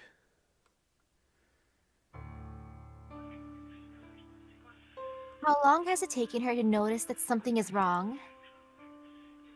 She wakes up to a strange feeling and goes out into the hallway. Shiro? She first thinks that the feeling might be coming from her master. It is because the strange feeling is coming from Emiya Shiro's room. Geez, is he still training magic? The golden-haired girl, Saber sighs. It's good that he's enthusiastic, but he will collapse unless he rests while he can. And when she decides to go warn him, she realizes her own mistake.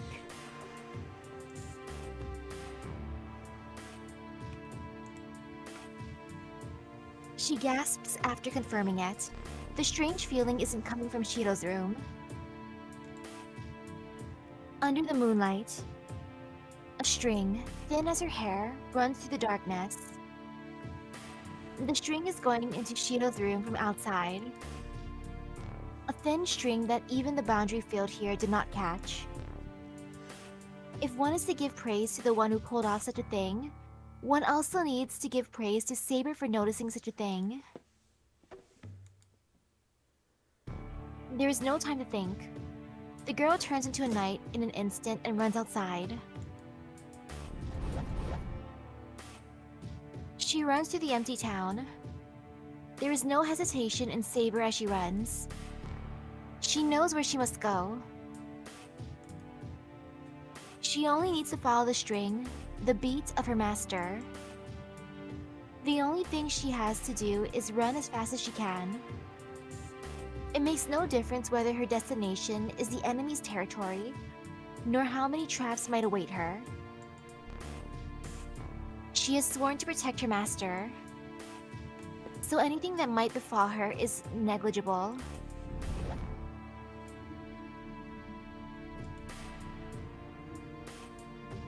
It is a mountain stained with vast amounts of magical energy.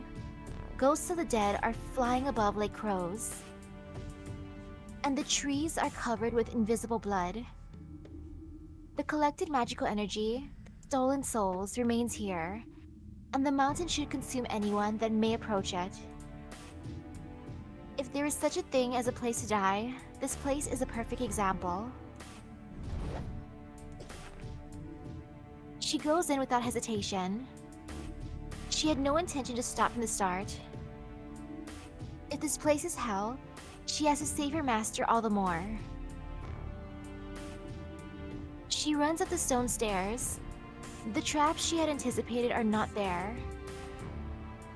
The mountain gate is within her view, and she should reach it with one more kick from her magical energy-filled legs.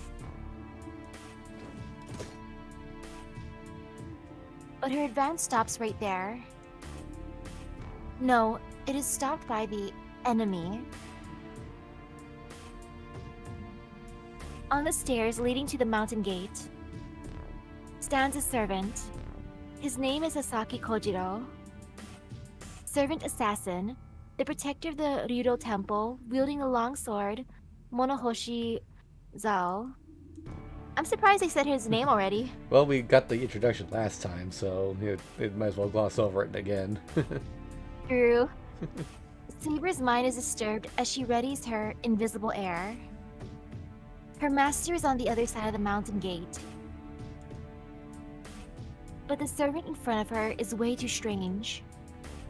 He reveals his true name willingly. He does not sta- he does not have a stance, and his cool entity is transparent. She cannot figure out his power because of his transparency. She can see his power as a servant. Assassin is not a strong servant, so it should be easy to defeat him, but her instincts are telling her something different. That she cannot beat him in a normal duel.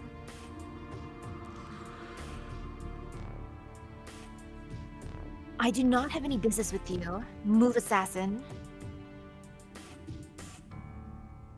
She suppresses the strange unease and glares at Assassin. There's only one more step until they're both within range, up or down. If either one moves, a fatal attack should be executed. Did you not hear me? I told you to move, Assassin. Her final warning. The swordsman with the longsword calmly responds to her words. I see. So you would like to pass this mountain gate, Saber?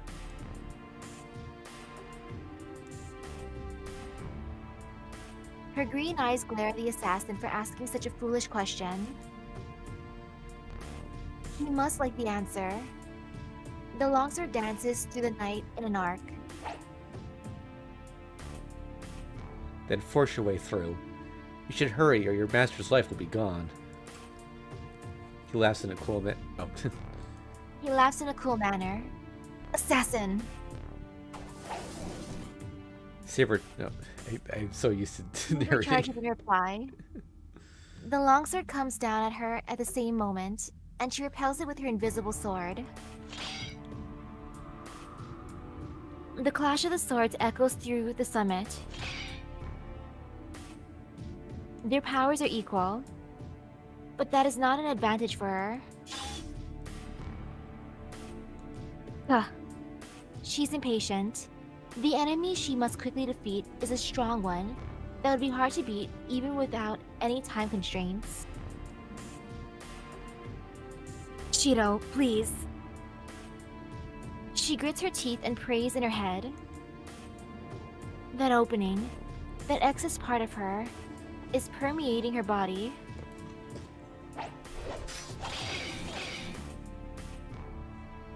The battle does not end. The mountain gate is too far away. Interlude out.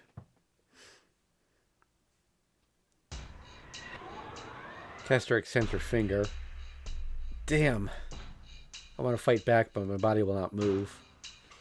My senses are taken away, and I'm sure she will eliminate my body in a matter of seconds. Goodbye, boy.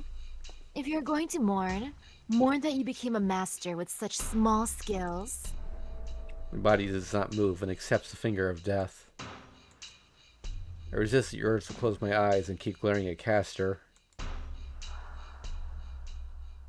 Wow, you are a good boy. I like such good efforts.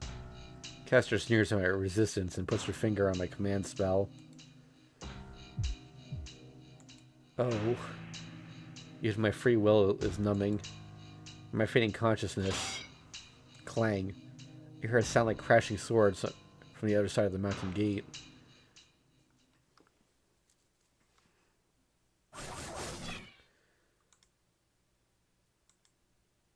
What kind of miracle is it? I hear tens of sounds cutting through the air and numerous arrows piercing the ground in front of me.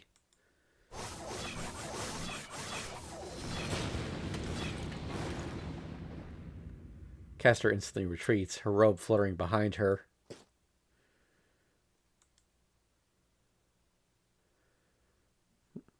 There, What? there are arrows pierced in the ground in front of Caster. The 13 arrows were shot from above. They were probably all shot at the same time, and I'm sure it would have gotten Caster if there had been one more arrow. The owner of the arrows is standing on top of the mountain gate. The knight in red jumps down to the ground, empty-handed.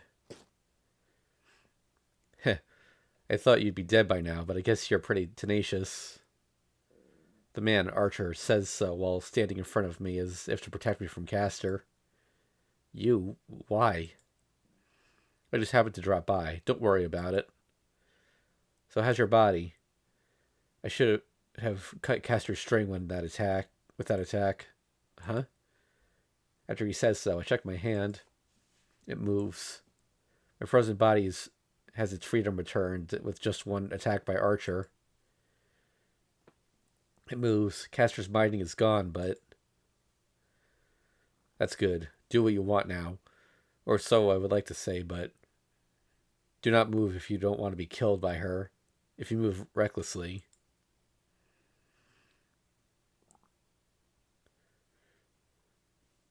That's Castor. Archer? What is Assassin doing? See, she'll take out her anger on you. A woman's fury is hard to control. Man, I think this will get rough. Well, don't get too mad, Castor. Assassin is fighting Saber right now. I do not know who the samurai is, but he's a strong swordsman to keep Saber at bay. Should you not praise him instead? Even though he's facing the enemy, there's no tension in Archer. Castor must have noticed that as well, as she regains her calm. Yeah. Stop with the ridiculous talk. You cannot call him a heroic spirit if he cannot stop you. He's not strong enough to be called a swordsman. Oh, you sound like Assassin is your ally, so your masters must be cooperating. There's no other explanation to the situation of having two servants in the same place. Castor is staring at Archer silently. I can't see her expression hidden behind the robe, but it seems Castor is bewildered.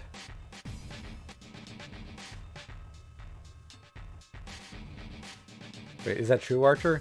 That Saber's here and fighting Servant Assassin? And that Assassin's master and Castor's master are cooperating? Yes, Assassin is guarding the outside the gate, and Castor is hiding behind the gate. It was obvious that they are cooperating. It's not rare for masters to team up. You and Rin are cooperating, to give you an example. Oh, he's right, now that he mentions it. Then that means there are two masters here?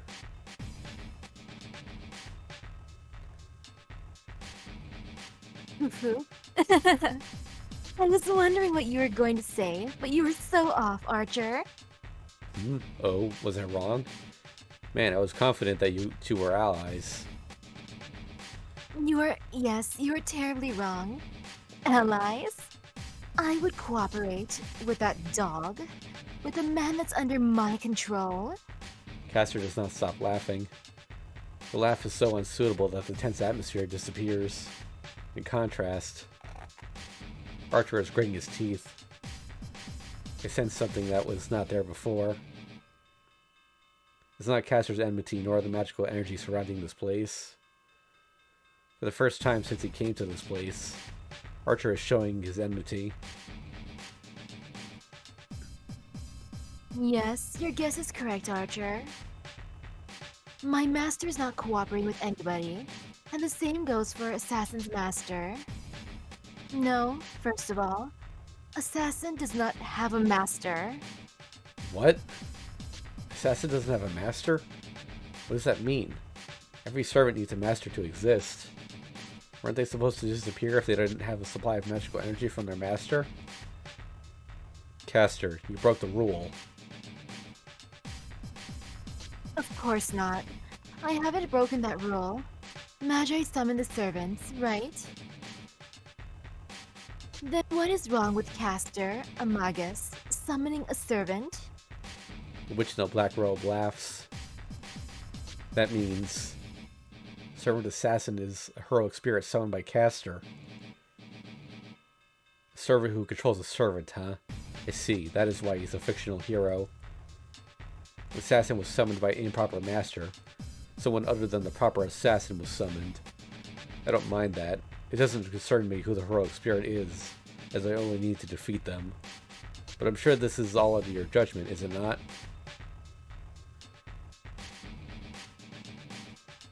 Let me ask you, how did you arrive at that conclusion, Archer? Oh, it's just a hunch. Masters are magi. When a magus summons a familiar that is superior to him, I'm sure the relationship isn't that of a servant and a master. It's natural for the master to be on his guard against a familiar with greater power. If I weren't your master, if I were your master, I would not give you any freedom to a witch.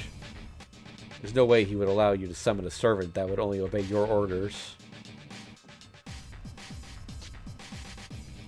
Heh, it seems you have some intelligence.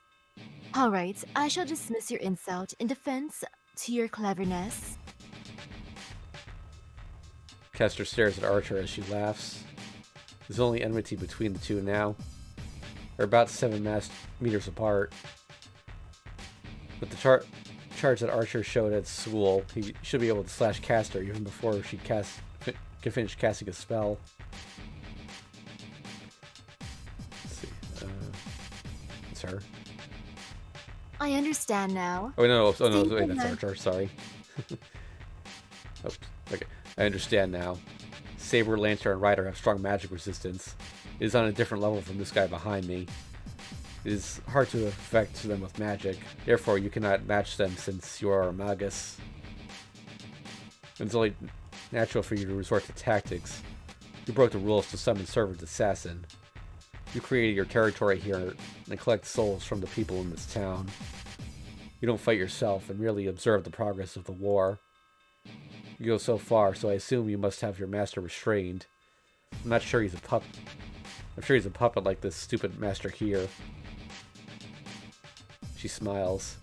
That sends chills up my spine. She's not only collecting magical energy from the people in town, she's even treating her master as an object like she treated me. Caster's dangerous. She's not a pure threat like Berserker, but she must be the most troublesome enemy as she worsens the situation without showing herself. Yes, you're right, Archer. But you're wrong if you think I'll be of no match for you. It is easy for me to win the Holy Grail War. I am working hard because I am thinking about what comes after. I am not working out a strategy in fear of you people. Oh, so you say it's easy to defeat us servants? Well said for a witch that only runs away. I did say so. I'm stronger than anyone here. Saber and Berserker aside, you shouldn't even be able to scratch me.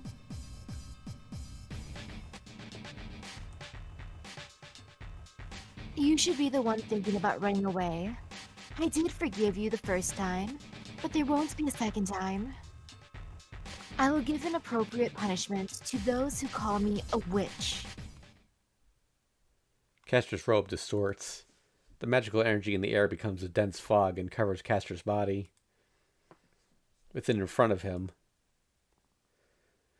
This shall be interesting. So you say I can't even put a scratch on you? Archer murmurs in delight. Yes, you will not even be able to touch me. The Black Shadow answers. The Knight in Red laughs. Then I shall try once. If I cannot accomplish this in one try, I won't trust Saber with this task. He sprints like the wind to Caster. The Red Shadow runs. I don't know when he got them, but in Archer's hands are those weapons, those twin swords. He does not allow time for any spell casting. Archer closes in on Caster even before she can raise her hand.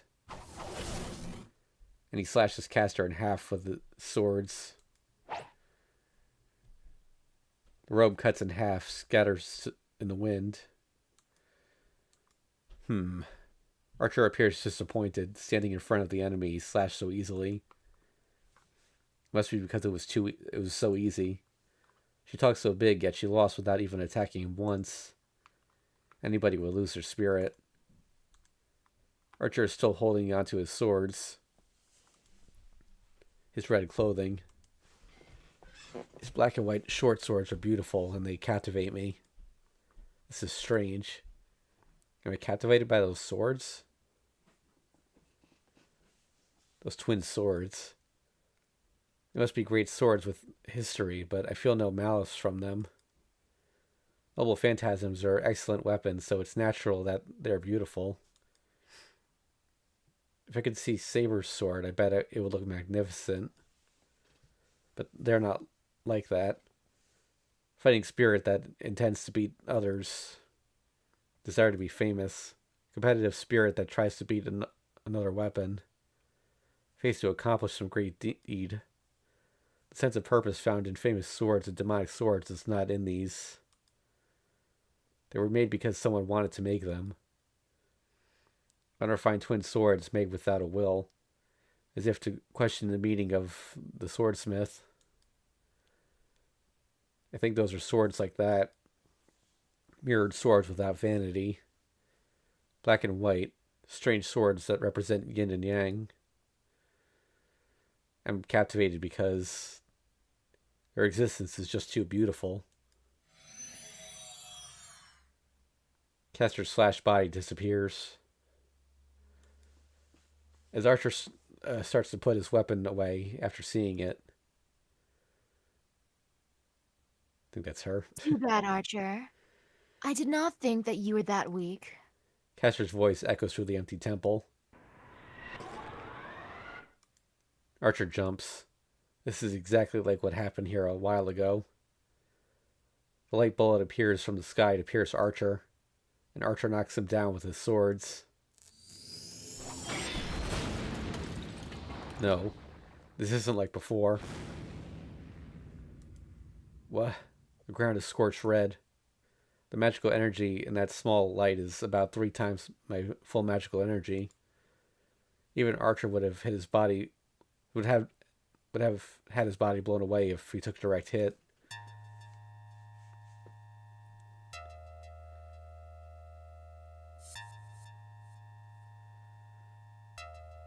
I look up.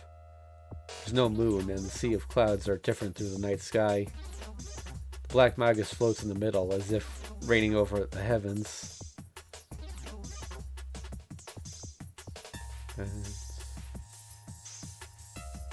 It must be transportation or control of matter.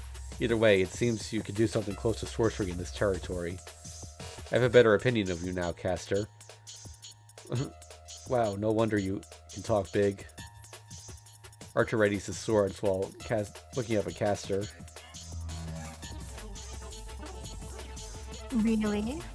But you let me down, Archer. I tested you since I thought you might come in handy. But you're below assassin if that's the result. Wow, that hurts. I can try to do better if there's a next time.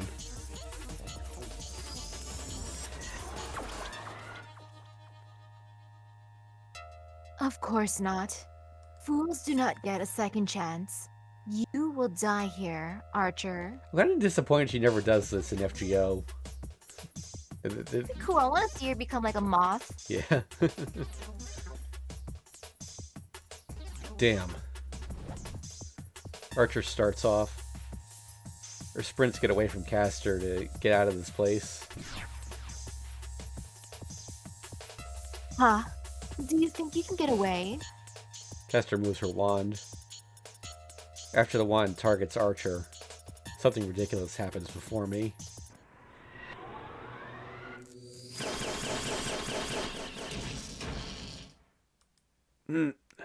Nobody can hear me say, no way. Caster's attack is a rain without pause. Shooting lights are no different from a bombing raid. Each magic is a deadly attack, and Caster is shooting them off like rain. Or maybe an amateur, but even I can understand how ridiculous this magic is. This is more like great magic. To activate it, one needs a simple magic circle and a 10 count. Spell casting of more than 10 verses. Because great magic is strong, casting it takes time. Normal magus would take about a minute to cast such a big magic. Even a magus that could use a high-speed casting would take 30 seconds or so. But she did it in an instant. She didn't even cast a spell, but just pointed her wand. And she's shooting them off in rapid succession. I can't even think of someone who could compare with her.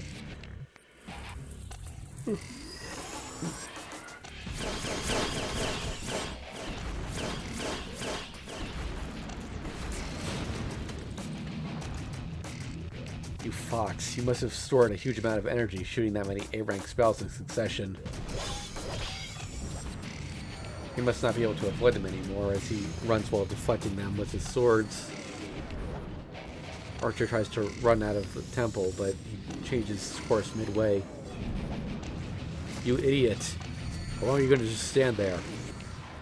Archer charges at me with a scary expression. Huh? That makes me realize the place I'm standing isn't safe at all now. I'm already in the range of the shooting lights. Damn, why do I have to do such a thing? Archer comes at me.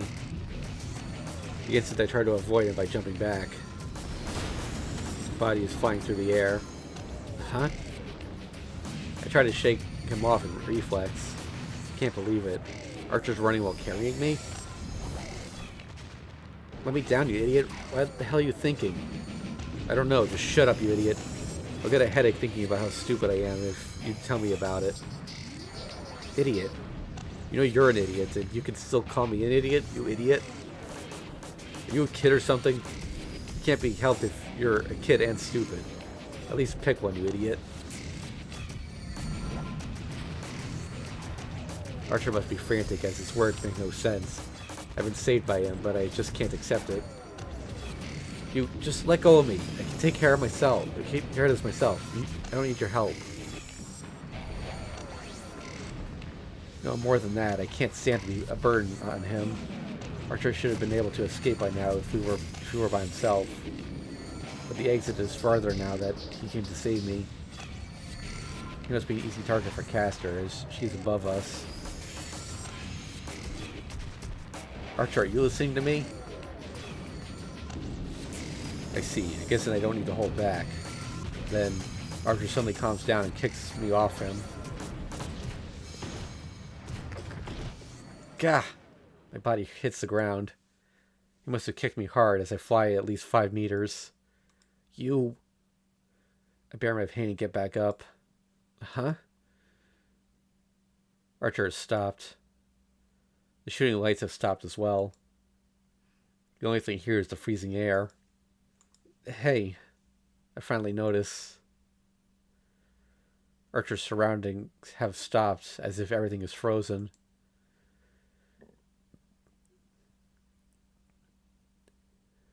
How do you feel, Archer? Even a knight cannot move if space itself is frozen, right? Caster sounds as if she's already won. Archer does not move at all, and maybe he can't even talk. I guess this is it. Saber's outside, so I don't have time to waste on you.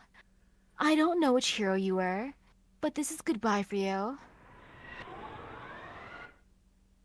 Caster raises her left arm. Her hand shoots the bullets of light. But right before that, Archer murmurs something. What is it? If you are begging for your life, I might just list... I said, Caster. He sounds irritated. When I try to catch his voice. Idiot, I said dodge it, Caster. Archer jumps as he yells. He must have broken the frozen space with his powers. Archer disappears from our vision, leaving a sound like breaking glass behind him. Where? Caster is perplexed by Archer's scream. And to the right and left of her, the white and black light are aiming for Caster. Caster's robe is cut off. Must be because Caster reacted to Archer's yell, as she managed to narrowly avoid the attacks. It does not need to be said, but the things attacking her are Archer's twin swords. At that instant, Archer threw his swords right before he kicked me and fell into Caster's spell. The cast swords make an arc and attack Caster in the sky. As expected of Archer. Wait, where is he? I'm speechless for sure this time. It must be the same for Caster. The knight in red already has Caster in a checkmate. He has his knee on the ground and he's readying his bow towards the sky. His target is Castor, and the arrow on is a demonic sword that shot Berserker. I am the bone of my sword. Archer's voice shakes the air. Insert Greek spell. Castor casts a spell in a rush. Seeing it. Kaldabulg. Archer shoots his arrow. So just as a reminder, that's Fergus's sword. Is that his noble phantasm? The arrow distorts space itself, showing off the whirlwind in its path. Ah, Castor's moaning fills the air. The storm-like arrow has easily penetrated Castor's defense. Guessing from that distortion in space, I bet Castor would have been twisted along with space itself, even if Castor had transported herself.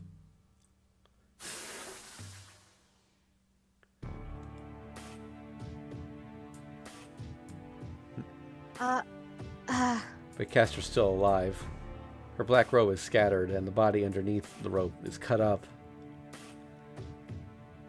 Castor is using her magical energy to heal herself, but I'm sure she would have died instantly if it were a direct hit. That's right, Archer's arrow did not hit her. The arrow was shot into space far from Castor, and she had a protection destroyed by the after effect. The arrow missed. No, that's wrong. It did not miss. It missed it on purpose. I don't know what his intentions are. It was a big chance, but Archer missed Castor on purpose. Silence returns to the temple. In front of me are Archer and Castor, who's glaring at Archer. It must have been a lot for him, but as I only feel weak magical energy from Archer now. That goes for Castor as well. Even though it did not hit her, Archer's shot has taken away most of Castor's body and her magical energy. Even if there's a big pool of magical energy here, it's meaningless if what collects the energy, Castor, is damaged.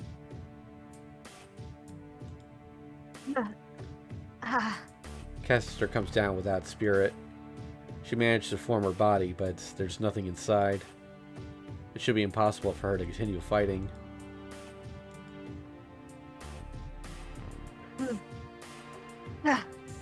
Castor watches us while breathing heavily. I don't know why, but she's looking at both the servant that brought her down and at me. Archer, why did you not hit me with that shot? She asks in a weak voice. Archer shrugs as if saying that question is a wonder itself. Well, I told you, I'd try only once. The first attack was avoided. Everything else was unnecessary. Or what, did you want me to break my promise and hit you? You said such a ridiculous thing. Then you had no intention of killing me? I only responded to your provocation. My objective is that man over there. I didn't intend to fight another servant.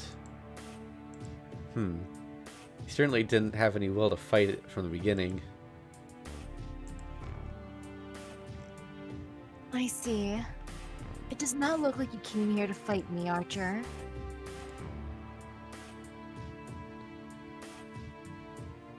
Nope, it's just like that chicken over there. I try to avoid meaningless battles. I only use my sword at perfect opportunities, and only when I can swear a sure kill.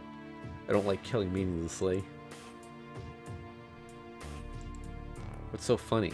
Castor laughs from the bottom of her heart. I see. Then you two are alike. Huh? We reply in unison. Alike? Me and Archer? What makes her say that? Am I wrong? You both do not like meaningless killings, right? That boy over there cannot stand a servant like me who feeds on innocent people. You You don't like meaningless killings. See? It's exactly the same. Is that not why you two are cooperating? You idiot. How can you reach that conclusion? Who would ally with such a guy? I feel the same way. We are both pacifists, but our principles are different.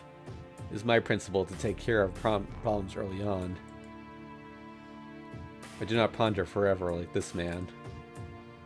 What do you mean by pacifist? I still remember, you shot at Saber along with Berserker. Even though you were hiding in a safe place while Saber was fighting.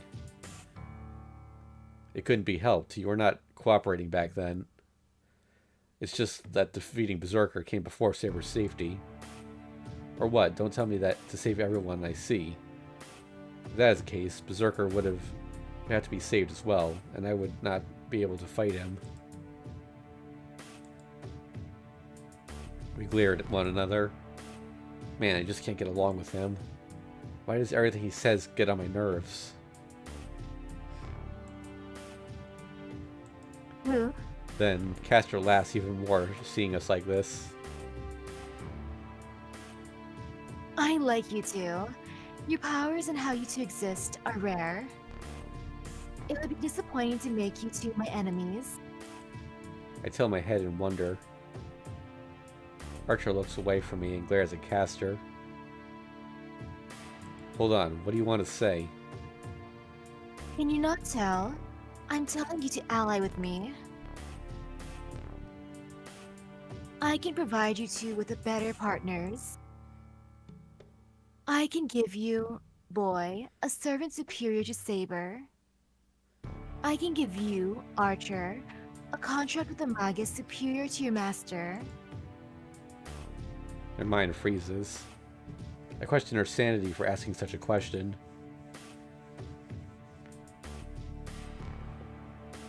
Ew, is she trying to hook them up?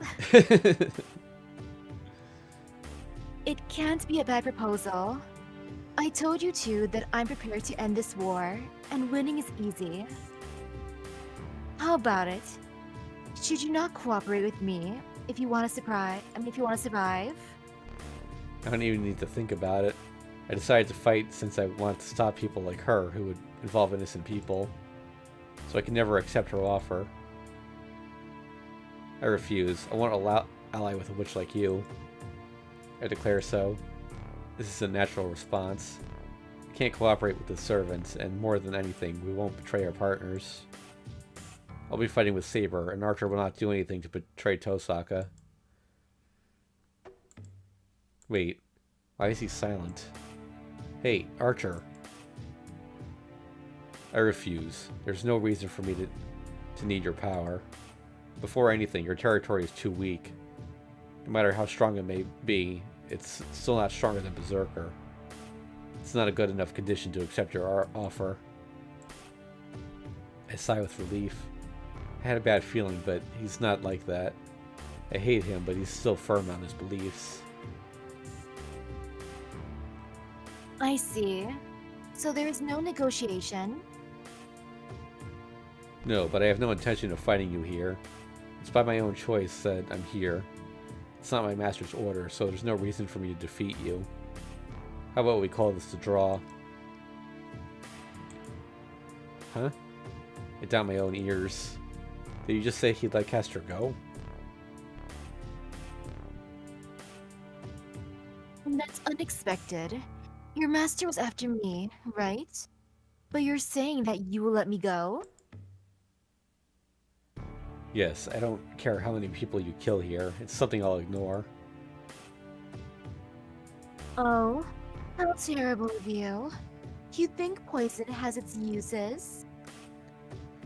My master isn't that enthusiastic about killing other masters. So it'll help me if you kill other masters. We can settle our match after that. Castor must have accepted it as she turns around. Hold on, Castor. I run to Castor, who is about to disappear. But Archer stops me. Are you stupid? You'll surely die if you follow her. He sounds calm. It's so true that I want to vomit from anger. Stop. Castor's black robe flutters in the wind and disappears. Oh yeah, let's see what we got here. Oh, okay. I guess Assassin didn't get updated yet.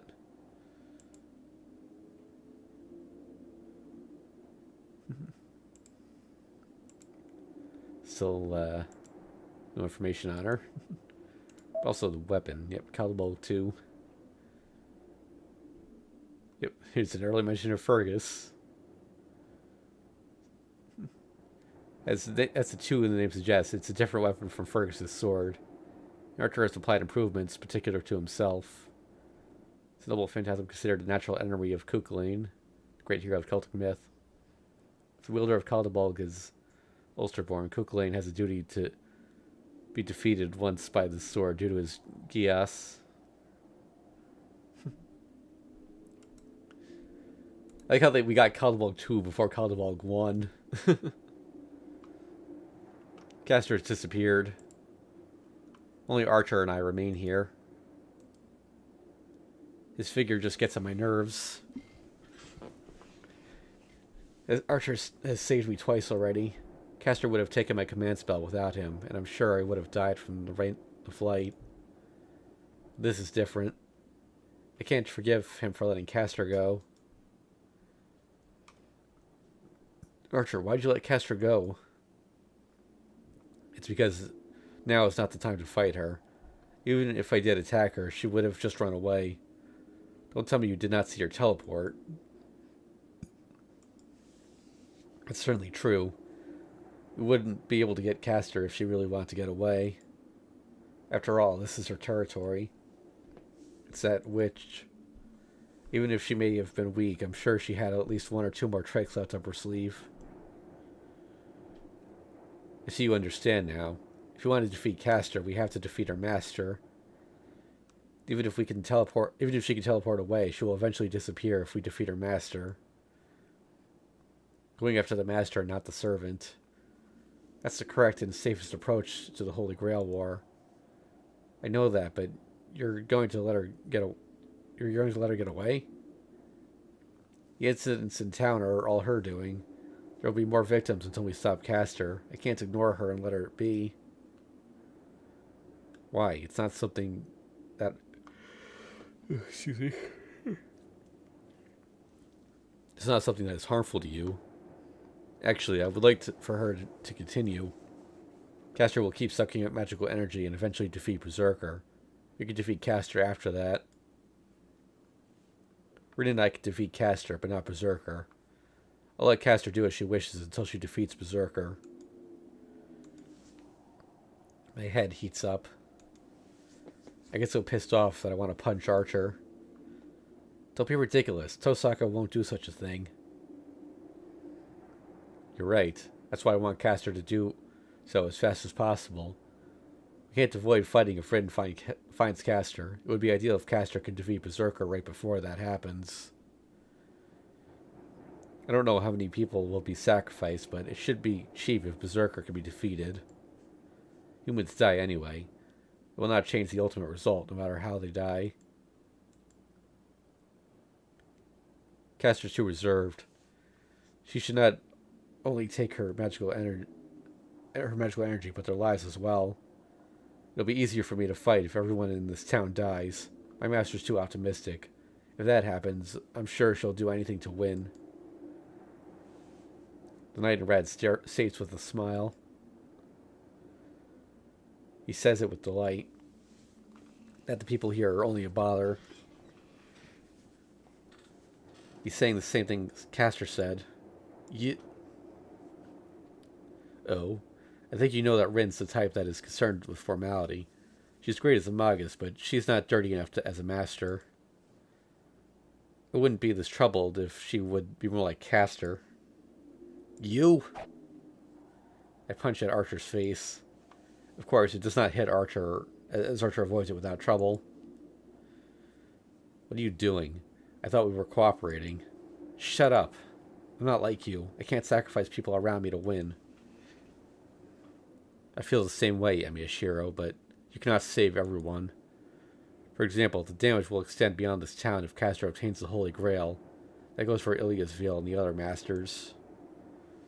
As far as I know, you and Rin are the only masters that will not use the Holy Grail for your own good.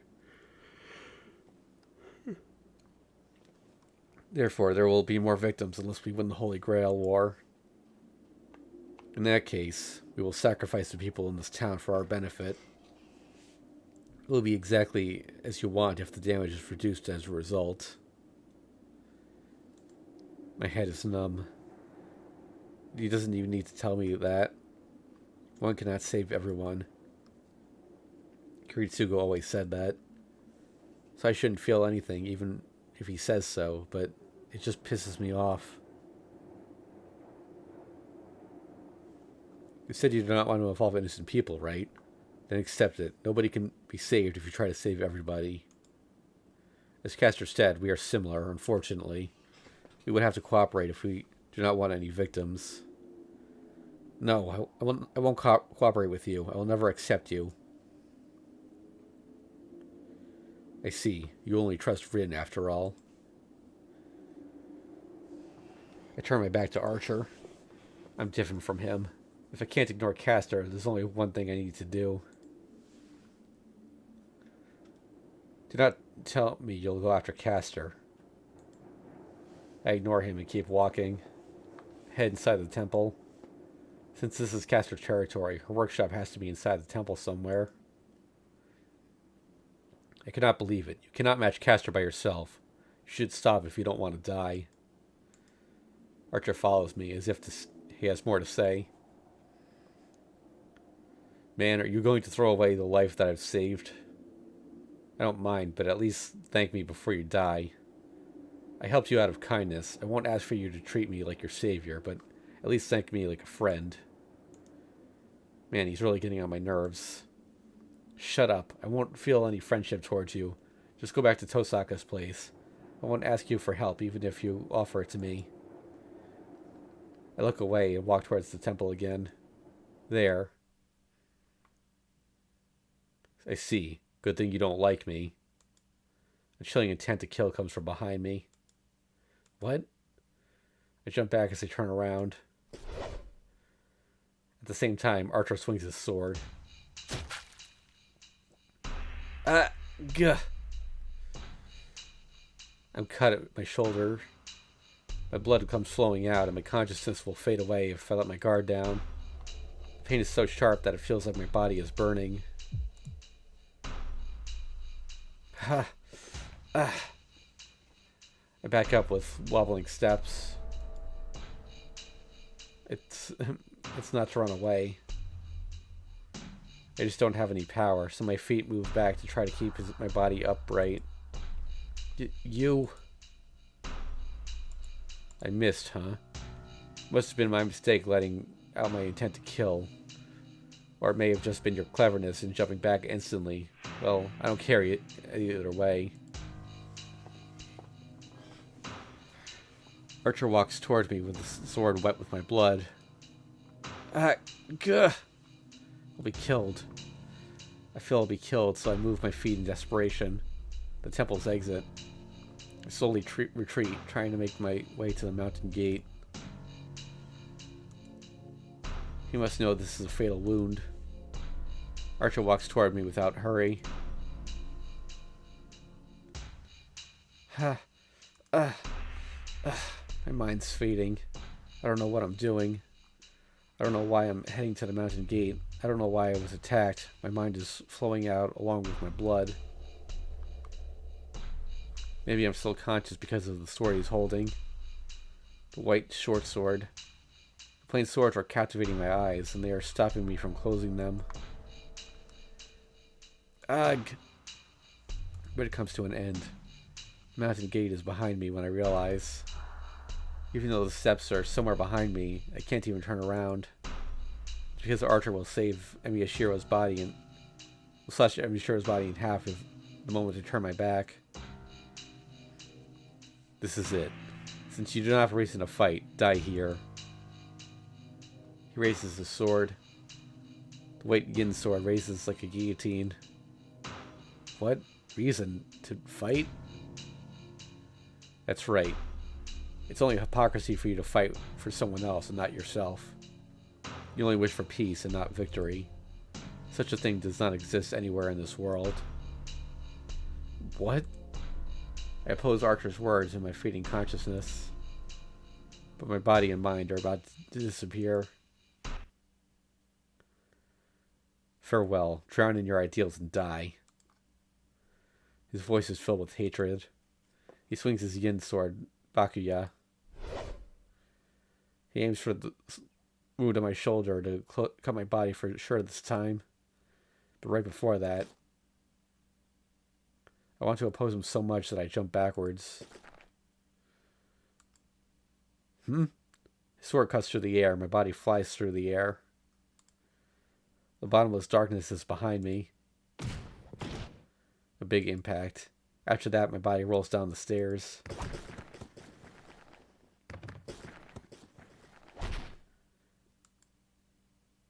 What is it? I hear an unfamiliar voice. Shido? I hear a familiar voice. Saber? My vision is almost gone. I try to lift my body up and fall into the steps. Please hold on, Shido. You were pushed down the steps with this wound? Is it Saber? Saber supports my body while she talks with urgency. Ugh. But that's bad. I don't know who it is, but there's another servant here. She'll get attacked without being able to defend if she's so worried about me. It's fine, Saber. Be quiet. We will still make it. With your healing powers, if we return home right away. She must have realized after saying that much. Saber turns back to the servant, still supporting me. Assassin, why did you not attack me? That would be too rude. Nobody can pick a flower that only appears for an instant. Saber tilts her head in wonder, unable to understand her enemy's intention. I was charmed by your face. Your fighting face was nice, but your tense face is beautiful as well. I had to admire it. Is it a kimono? The traditionally dressed servant turns his back. That's enough for tonight. Leave, Saber. What? Are you going to let us go, Assassin? Yes, if you promise to continue this battle someday, I will let you go. You cannot fight to your satisfaction like this. That is not my wish. Saber glares at Assassin, and Assassin stares calmly at Saber. The breathtaking stare down continues for less than 10 seconds.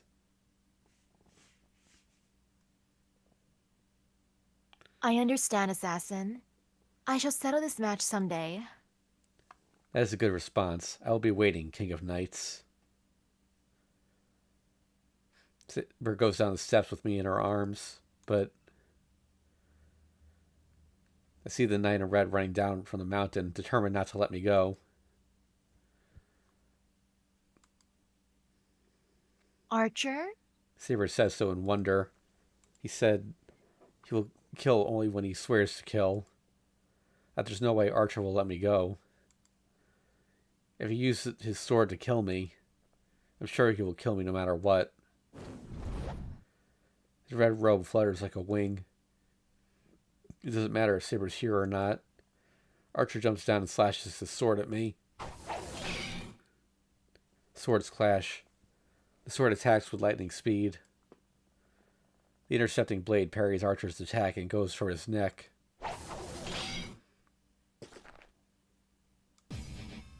Assassin, you! Archer twists his body and lands back down. The knight in red cannot come down the steps, being blocked off by the servant in a kimono. Are you going to get in my way, samurai? Archer readies his twin swords and faces the servant assassin.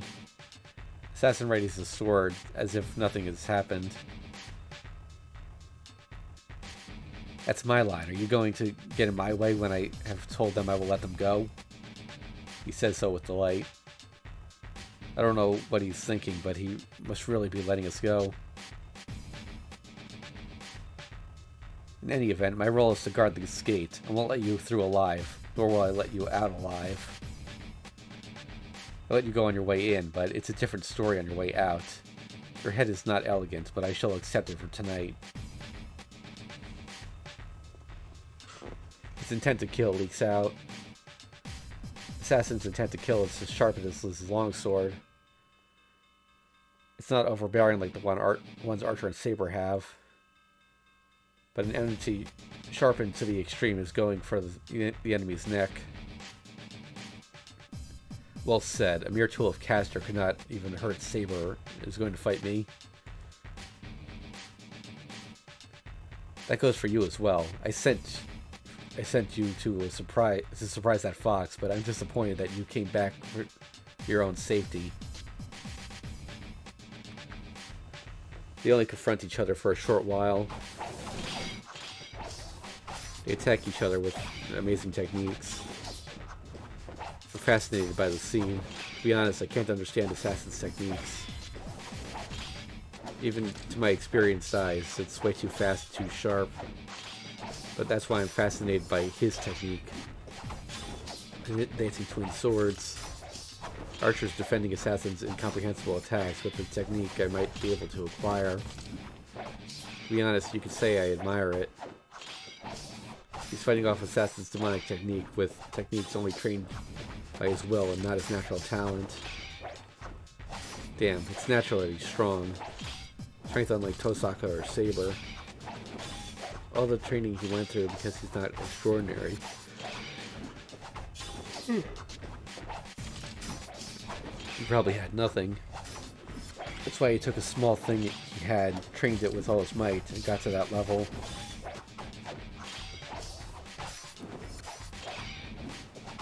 What's that, Saber? Okay, Shiro. Let us go now. We have to treat your body. I come back to reality with Saber's voice. We leave Ryudo Temple with Saber carrying me. The clashing of Assassin and Archer can still be heard behind us.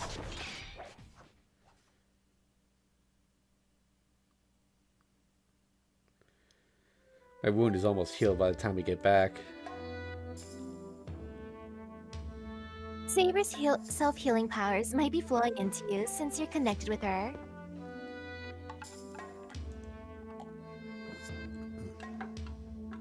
Tosaka's guess might be right after my wound heals faster with Saber's touching me. So, what happened, Shiro? Saber demands an explanation once we get to the dojo after treating my wound and getting changed. I try to tell her all the important things. I was controlled by Castor and went to the temple. The relationship between Castor and the coma incidents happening in town. How Archer came and saved me when my command spell was about to be taken away. And how Archer tried to kill me in the end. Saber is pondering something. I'm sure she wants to fight. First organize things in her head, since so many things occurred in one night. I see. Then Archer let Castor go? Yeah, he let her go. He's the worst guy ever. He's not any different from Castor if he's using Castor to win. It pisses me off again now that I recall it. Damn, I should have punched him in the face back then. Then Saber has a weird expression. Saber, why are you smiling? Well, I just thought it was rare for you to insult someone. I've only been with you for a few days, but I understand that you are not one to insult others.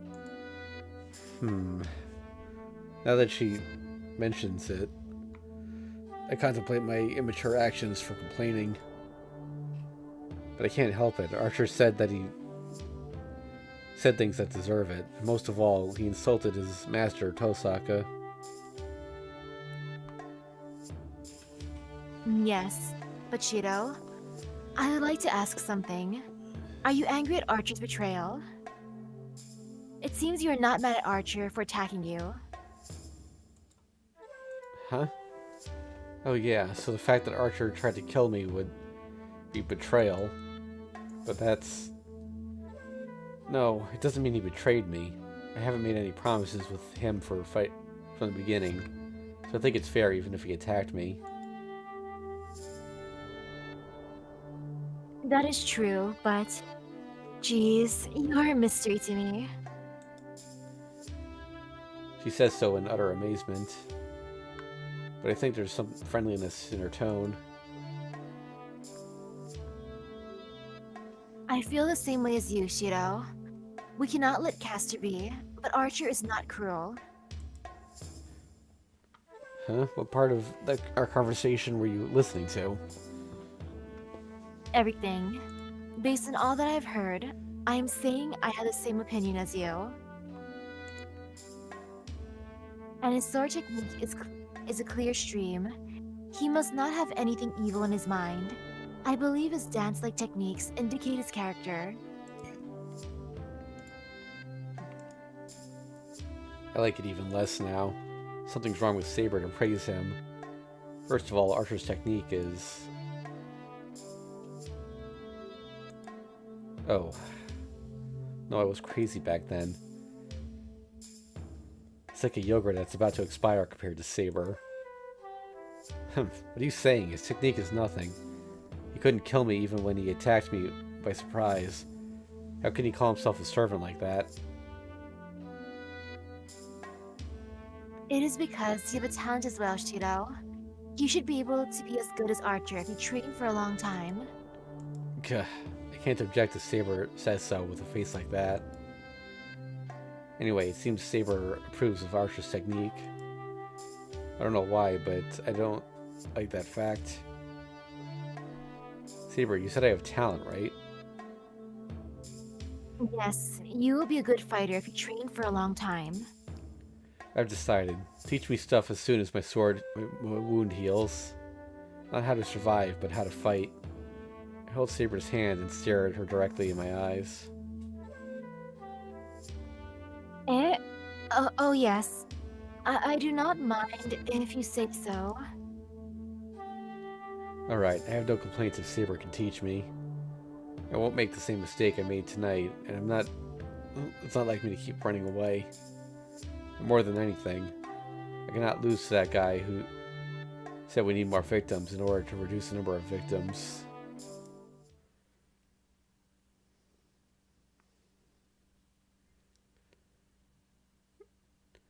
Ghost Waltz. Excuse me a second, I just gotta get up and stretch a little.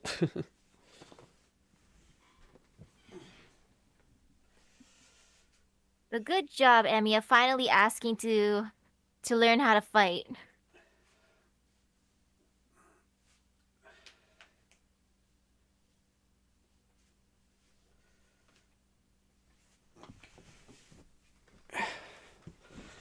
Okay.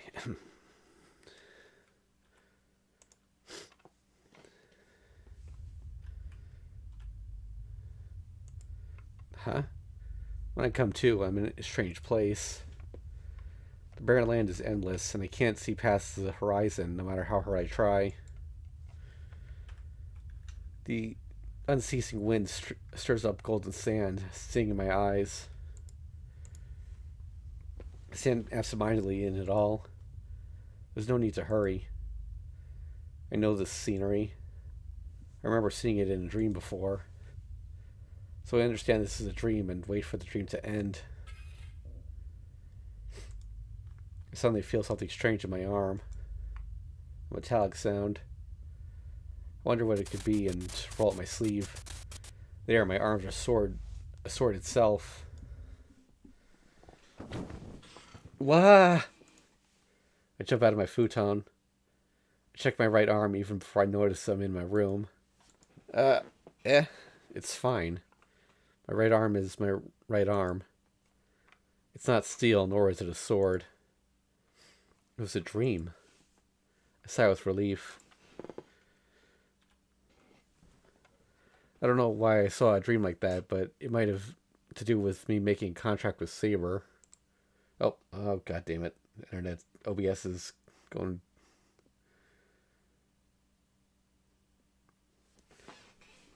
Okay. Come on, come back, please. it, it's stuck at half the frame rate. Come on. Uh-oh. I don't see... on Discord side, there's no exclamation point this time. Yeah, it's just OBS, it looks like.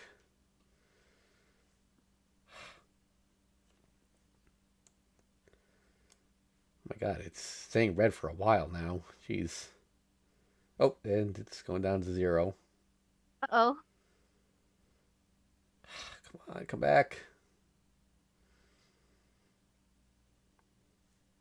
Is it still fine on your end? Yeah, it is. Weird. No exclamation point at all. You sound clear. Huh. It's probably a server issue for OBS then. It's just hanging around half what it's supposed to be. Mm.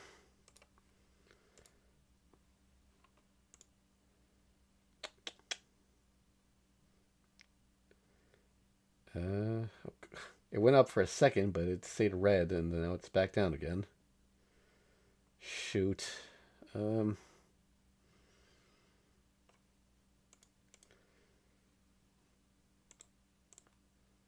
want to stop the stream, but it doesn't seem like it's getting any better. Dang, it's not even an internet issue. Yeah. Hmm.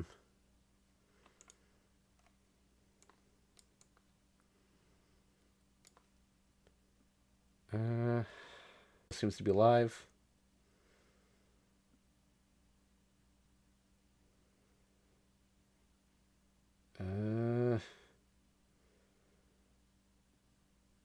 Okay.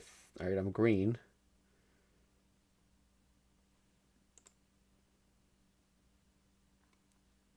Is YouTube still live? It doesn't say the stream ended, but I'm not getting a preview. Oh wait, nope. Okay, I think we're back.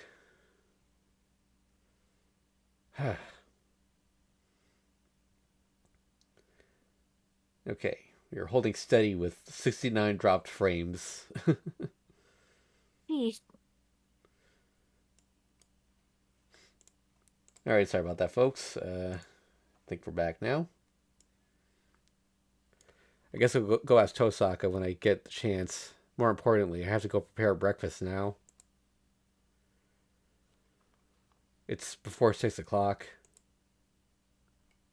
Even though Sakura won't be here, Saber and Fujine are still here. It's too late if I'm going to make breakfast for three.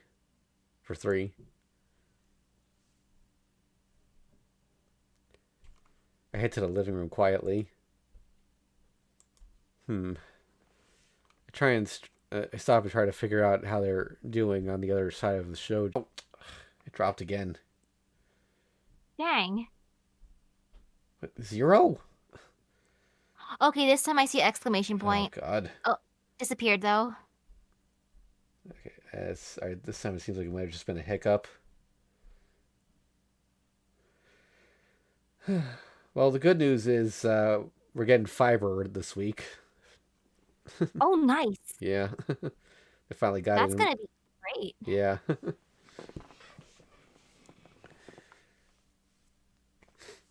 So hopefully this problem will stop happening. Okay. I must have let my guard down as I try to imagine how it looks in there. Have my blushing face with my hand and breathing cold air. I need more training. I'll just cook breakfast now. I shake my head and walk away. But it's not good for my mental health to have the girls staying in the same house as me.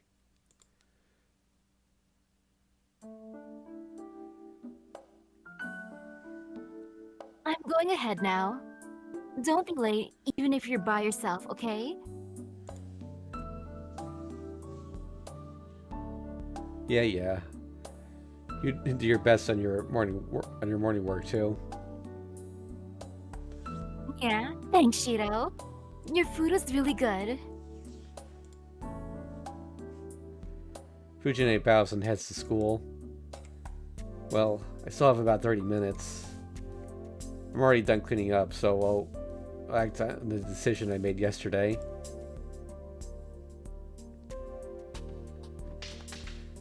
The wounds and bruises from last night have healed.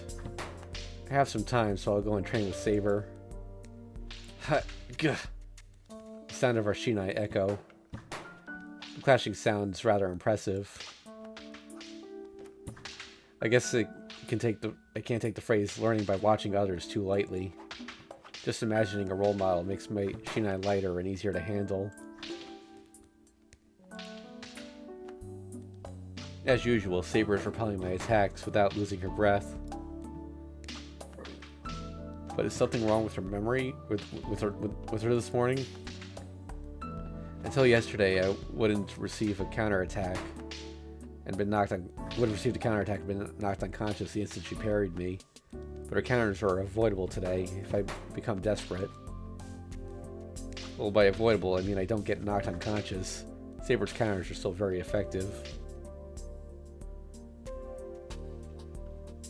Phew. Put my Shinai down, take a breath.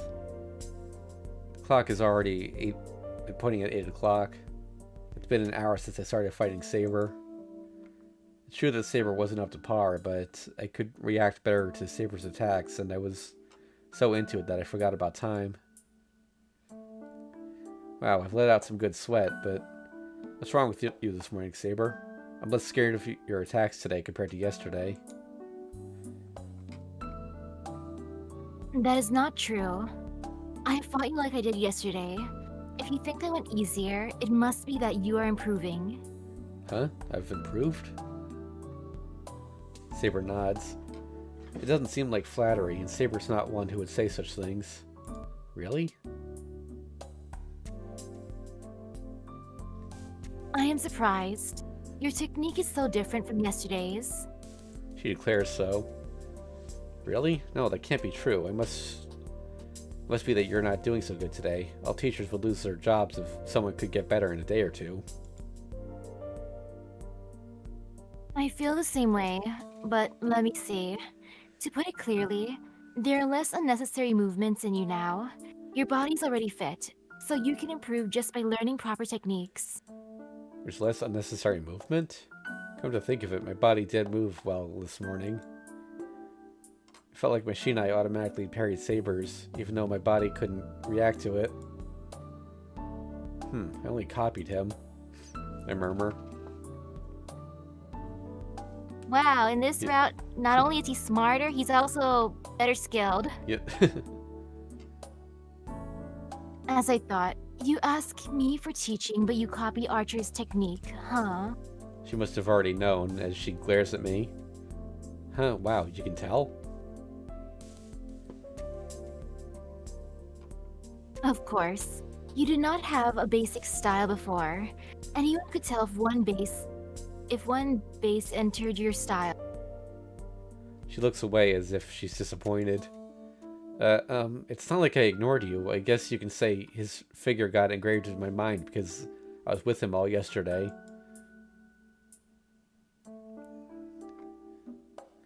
No, you do not need to ask for my permission.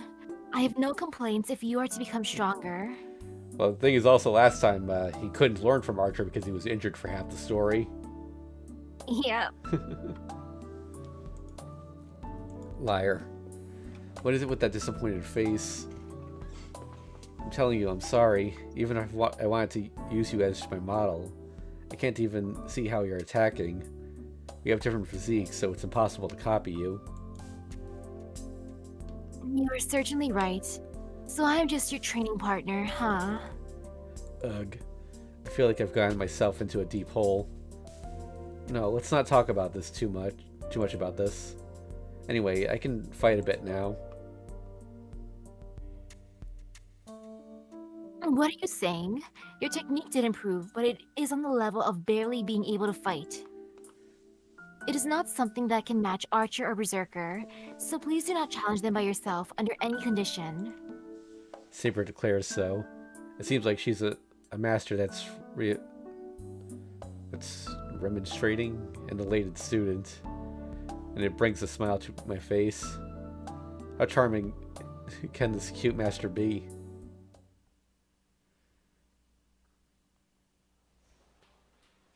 I get to school an hour late.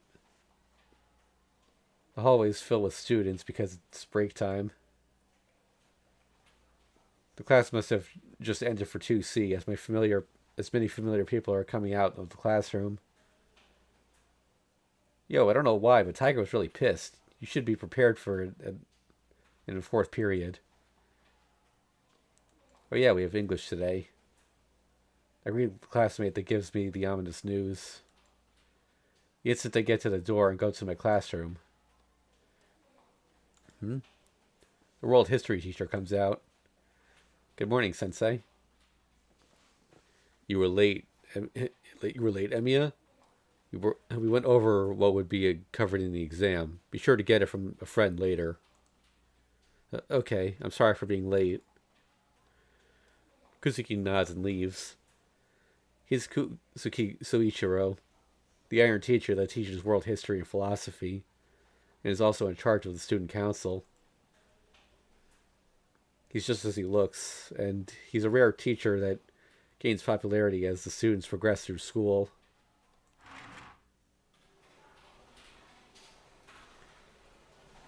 Morning.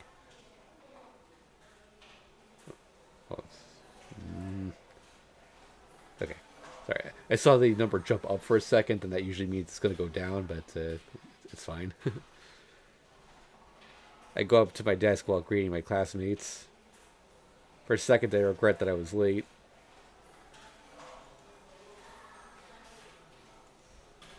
Hey, you're pretty late. Someone greets me, and then I turn around, then... But there's Shinji, strangely friendly. Shinji, what's wrong? You're acting strange. Nope, it went down. God damn it. Oh yeah, on Discord side, I see the exclamation point. Yeah, it's at 0. It's staying at 0. What the heck? Okay, the exclamation point disappeared, so... Maybe? It'll come back? Okay, yes, it's coming back. Okay. It's always funny when it comes back because the bitrate goes, like, super high. I have it set to 6,000. It's set to 6,000 since that's the maximum allowed by Twitch, but, just for a second, it shoots up to, like, 25,000. Holy cow. It's like it's trying to catch up on all the missed frames. Okay, anyway. Oh, nope. It's starting to stabilize, I think. Yeah, so again, folks, hopefully starting next week, this will no longer be a problem. I tell him what I was thinking. He completely changes and glares at me. Then he smiles again. Shinji was strange yesterday, but he's even stranger today. Shinji, don't tell me you were attacked. Damn, I told you so. If you're not going to fight, you should stay at home. Shut up. Why are you talking like you're the boss? Shinji? Or what, are you conceited because you're friends with Tosaka? Don't misunderstand, okay? It doesn't mean you're strong even if you cooperate with Tosaka. I know you're happy that you got a strong servant, but it's shameful to be conceited. Shinji glares at me. He's just jealous, huh? Yeah. Doesn't seem like he has much composure.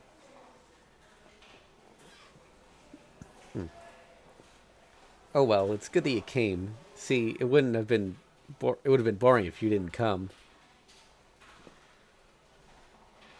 That must be all he wanted to say as Shinji goes back to his seat, chuckling.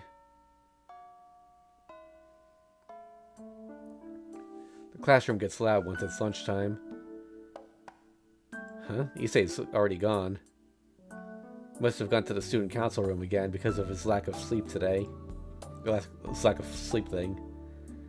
I made lunch today, so I would like to avoid eating it in the classroom. The guys in the classroom are making a commotion. Hey, what's going on? I call out to them. The guys that are secretly talking look at me with suspicious eyes. This is no time for questions. Look outside. The classroom. Be secretly, okay? Kota must have watched some strange TV program last night. What? Then, outside the classroom in the hallway, it's a person that's acting more suspiciously than Goto and the others. This guy does have a name. I don't know how well it's going to translate here, but in Japanese, he ends his sentences with the Gozaru, and in the English dub, he speaks like medieval speak. Oh gosh. Yeah. So this is like his only scene, and like we don't hear his name in the anime. So I was like, why did they give this character this weird like speech pattern?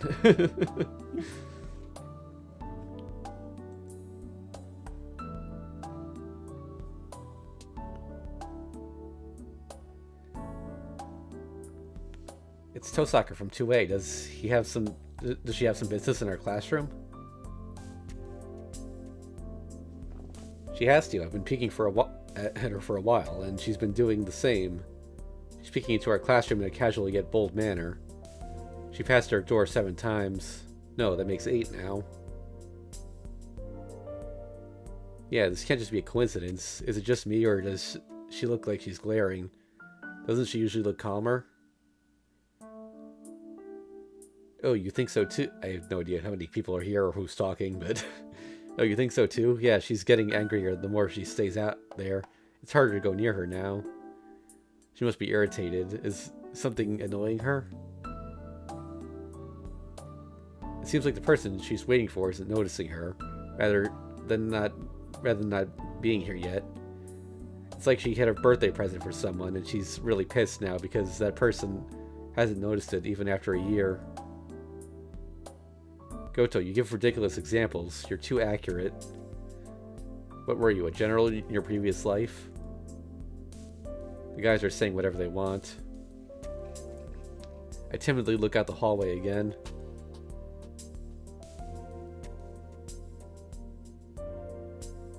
She's pissed. I don't know what she's mad about, but I think Goto-kun is right. Well, what should I do? Wait, where are we? I haven't checked the flowchart in a while. I don't know where we're at. This choice does not seem to matter. I like the middle one. I don't want to die. I don't want to die, so I'll keep quiet. Wait,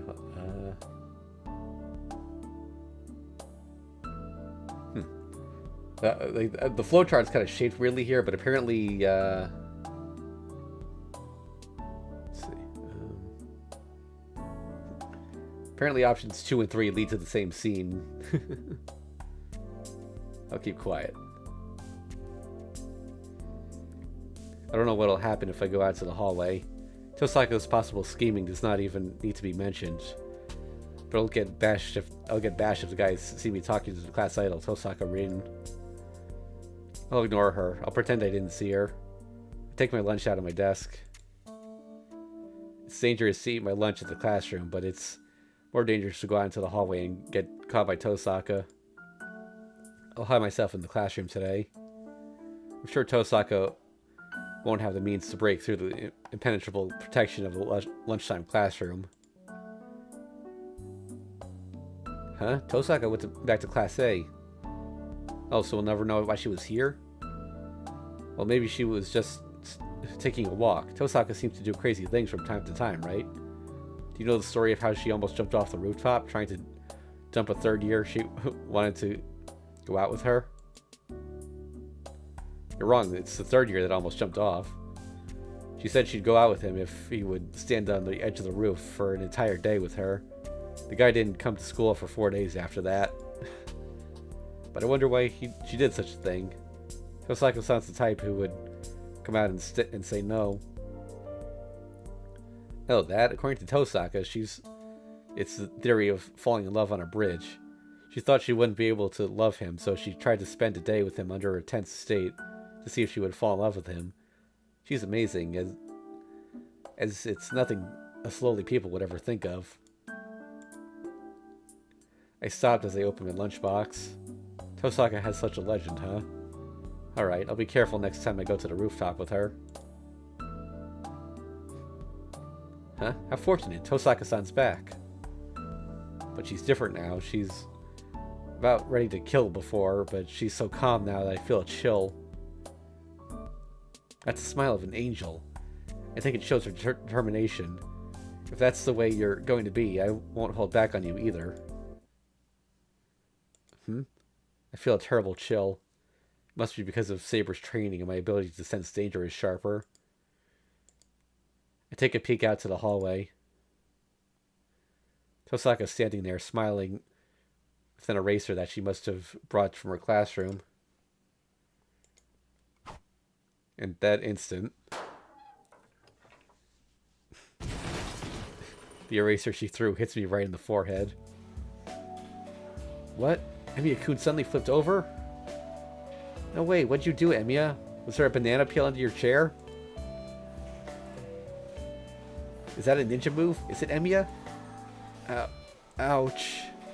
Everyone makes a commotion over the strange incident. They surround me, who's turned over along with my chair, and watch me with worry, no, with curious looks. Thanks. Wait, what did that look like to you, Goto? You just did something like a flip. It seems like you did a flip while sitting in that chair. Goto-kun requests I teach him how to do it. Well, I'm sure it'll be a good laugh if he does a flip like that the instant the teacher points at him, so I can understand how he's jealous of me. That's not the problem right now. The devil that shot the eraser bullet is looking at me. Is looking at me to shoot another one.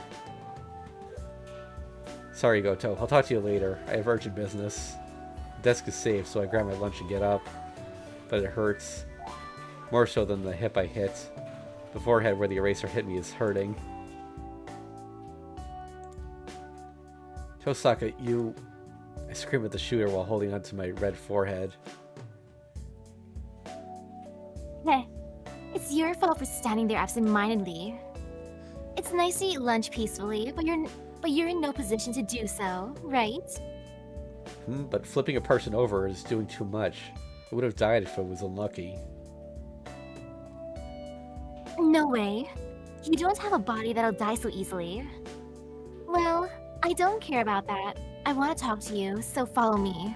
By the way, if you had selected Give Up and Go Out There, the name of the scene is Smart Move. And then the other two are called Magical Bullet Shooter. Wow. Talk with me. Are we going to have a strategic meeting? Of course. Let's hurry. We don't have much time since you were taking your time. Lunchtime will end unless we hurry. She looks away awkwardly and starts walking. Is it just me? Looks like Tosaka's not doing well.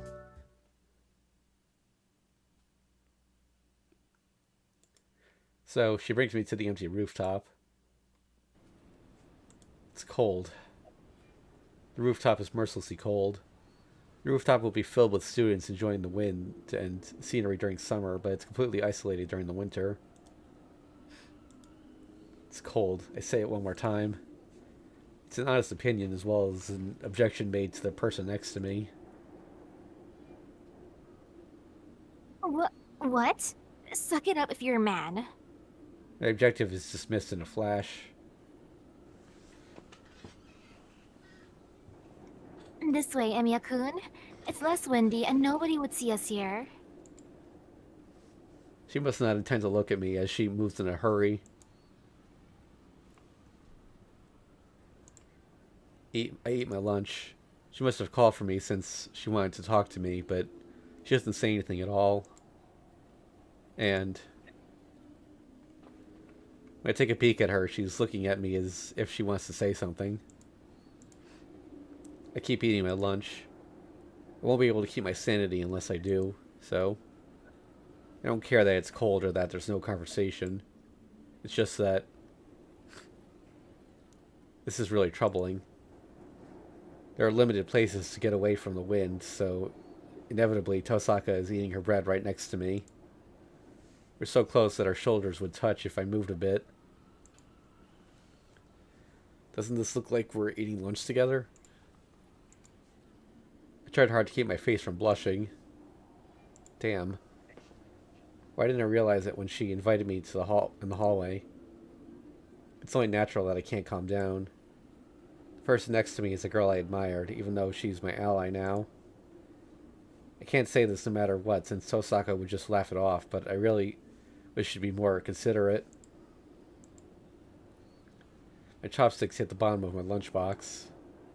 I'm done eating. I can't help it, so I start cleaning up. Tosaka must have already finished eating as she's watching me awkwardly. Damn. Lunch break will be over in a few minutes. I guess I'll have to ask her what we'll do after school today. Hey Tosaka, can I have a moment? Oh wait, no. We speak out at the same time. And on top of that, our eyes meet for the first time today. But go ahead. Oh no, wait. She says the first one. What? Go ahead if you want to say something. No, I don't have anything I want to say. Please go ahead if you want to say something, Tosaka.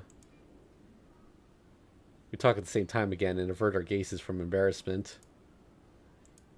And silence follows. The end of lunch break is nearing. I'm relieved and disappointed that we might have to go now. Then, I'm sorry about last. Oh no. Um, I'm sorry about last night. Tosaka murmurs in an apologetic tone. Huh? It's about yesterday. I used my command spell on him. I know it's nothing now, but I'm still sorry. My thought process stops. What happened last night? Archer tried to kill me, and Tosaka said she used a command spell on him. Tosaka, that means... Yes, I told him not to attack you no matter what while we're cooperating. So something like yesterday should never happen again. That helps me out. It does, but she used only one of 3 command spells on such a thing. I see, but that's not something you should be sorry for. That's something he did on his own. You didn't know what he was doing either, right? Yeah, but it doesn't mean I have nothing to do with it. It's my responsibility for letting him do as he pleases. She says so with a downcast look. The gesture is unlike Tosaka. I like the fact less than the fact that Archer attacked me. Alright, I'll say that's the case if you say so. But Archer told you all this? I would never think he would report to you about attacking me. Yeah, but you'd think something happened if your servant comes back wounded with no magical energy. He hides things, but he never lies. He quickly confessed about what happened when I asked him. She must be getting mad as she's recalling it.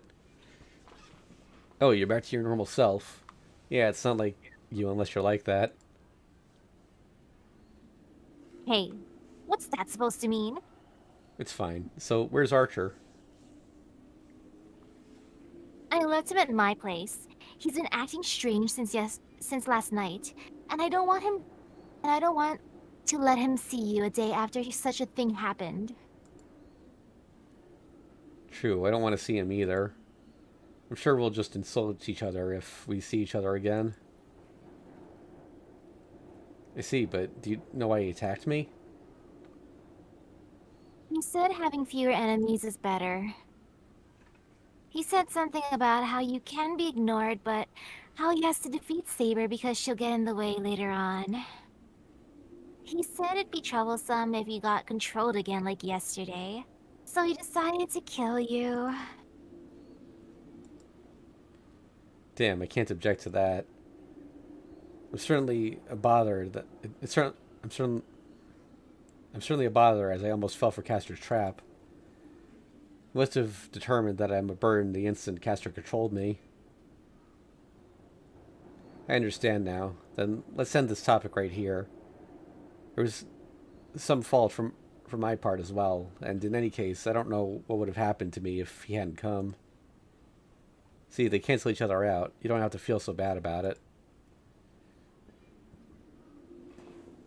Yeah, it means a lot if you say so. She looks away awkwardly. She must not be able to agree easily because of her strong sense of responsibility. Oh, the bell just rang at the right time. The bell rings to tell us lunch break is over. I couldn't tell him how my lunch tasted, but this was fun in its own way. Let's go back. You'll be late for fifth period. I get up and head to the door. But Tosaka's still sitting down. Tosaka? You know the bell rang, right? She doesn't answer, but looks at me like she wants to say something. Keep me company for a while. It's alright to skip one class, right? And she says something that an honor student would never say. The bell rings to signal the start of the fifth period. But what are we doing? Drinking hot coffee here like this? By the way, I went and bought the coffee in a flash. There's still 5 minutes until class starts, right? I think it won't take you 5 minutes to go to the store on the first floor and come back. They sell coffee at the school store? I guess at this high school. It's because of the demonic request made by Tosaka.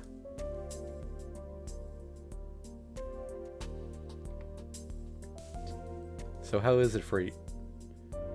Wait, yeah, the first line's hers. So, how is it for you? You started learning it from about 8 years ago? Huh? Oh, when I started learning magic? Yeah, it's been about that long. My father finally started teaching me after I begged him for 2 years. So, a total of about 8 years, huh? Your dad sure did an incomplete job. If he was going to teach you, he should have done something from the time you were born. Your body was already too mature 8 years ago. He couldn't put a magic crest on you, nor could he tamper with your body. Tosaka says dangerous things with a serious face. Well, I know this is her part of her as a magus. Yeah, but as I told you before, my father never intended to teach me magic. That's why he didn't go through the proper steps like you did. Actually, what do you mean by doing something when you're born? It's just like it sounds. The magic crest of a family becomes larger the more history there is behind the family.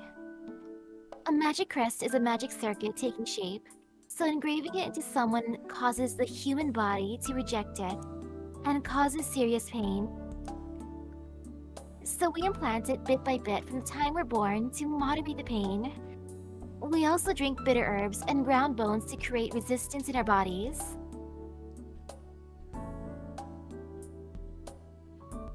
Well, you don't need to worry too much since it doesn't concern you as a magic user.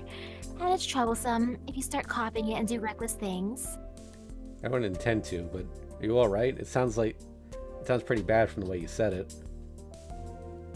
I can't put it into words properly.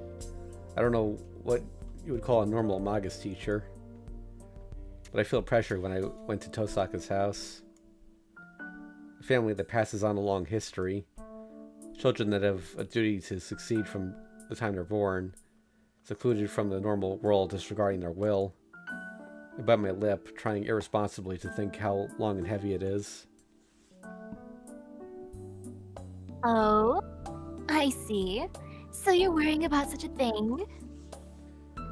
Ugh, what's with the meaningful face? I'm not worried at all, you know.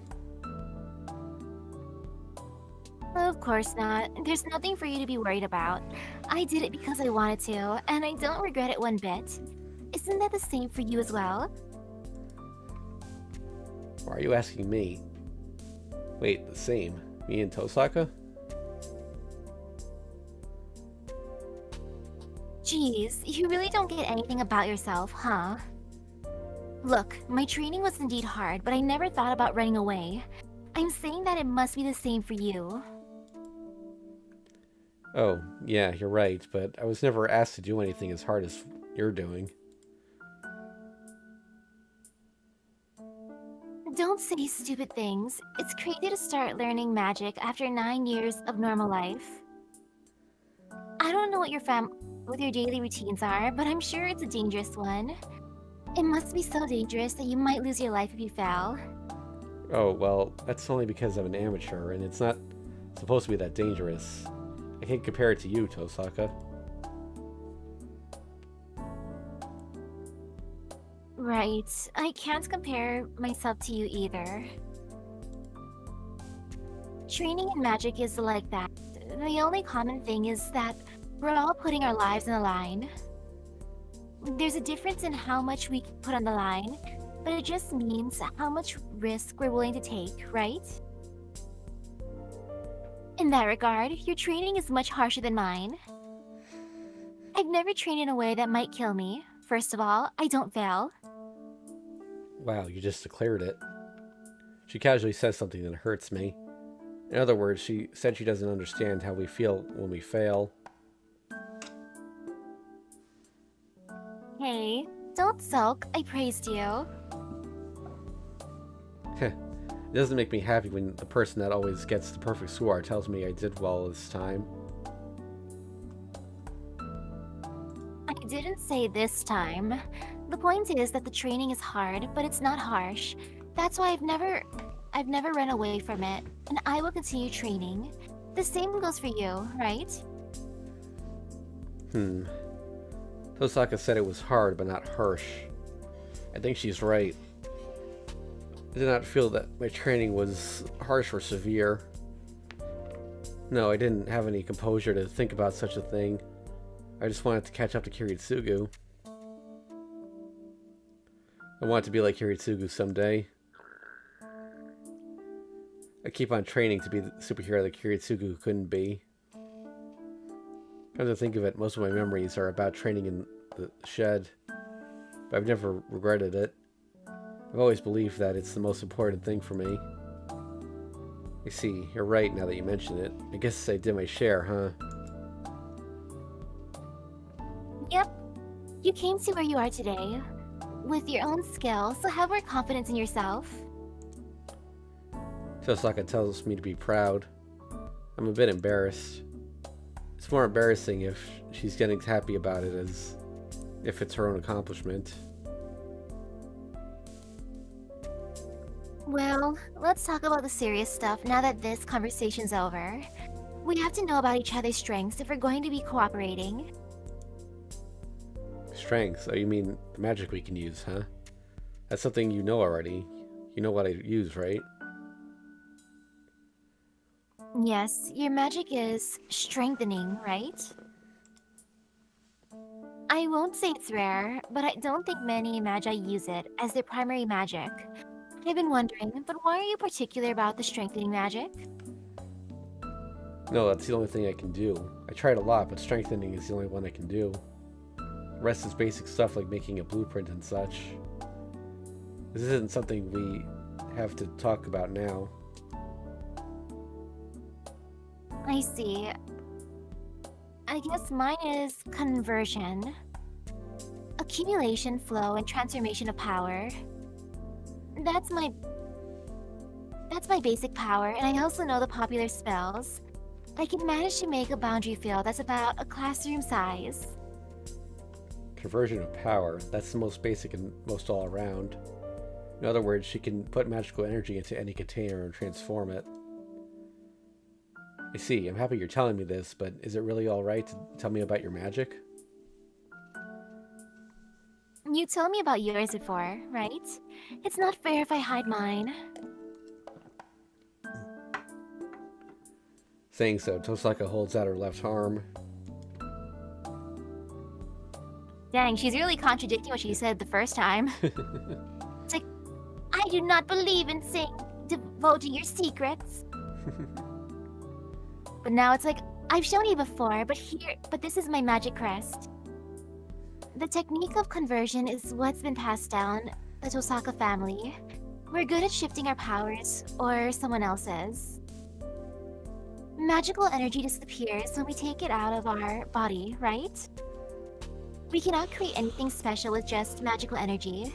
We execute the equation called magic using the magical energy before it disappears. That's why pure magical energy that's not a part of a spell is hard to move around. She stops there and takes a small rock out of her pocket.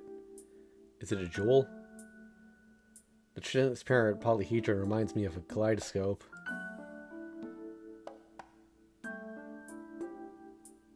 As an exception, I can store my magical energy in other objects. No, not only my magical energy, but I can also store others' magical energy. And although it'll be difficult, I can store things other than magical energy as well. And the most compatible storage space is a jewel.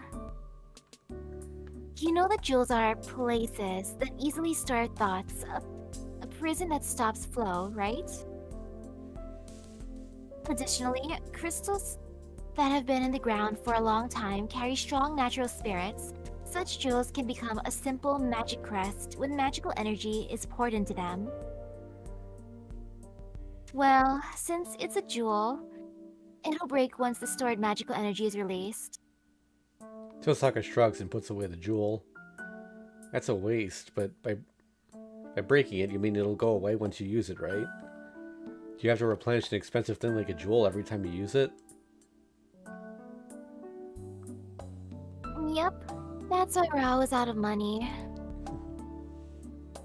Magi the Tosaka family start by making money once they succeed. I see. Yeah, people have different problems, Tosaka.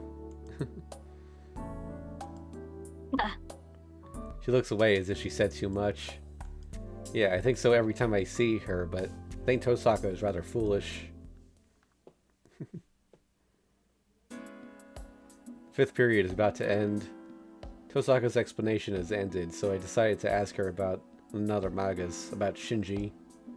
Hey Tosaka, I heard Shinji's family, the Mato family, is a family of Magi. Did you know that? Yes, I did. But my dad told me the Mato family declined in the past few decades. He said that the Mato family doesn't have the bloodline of Magi now. That's true.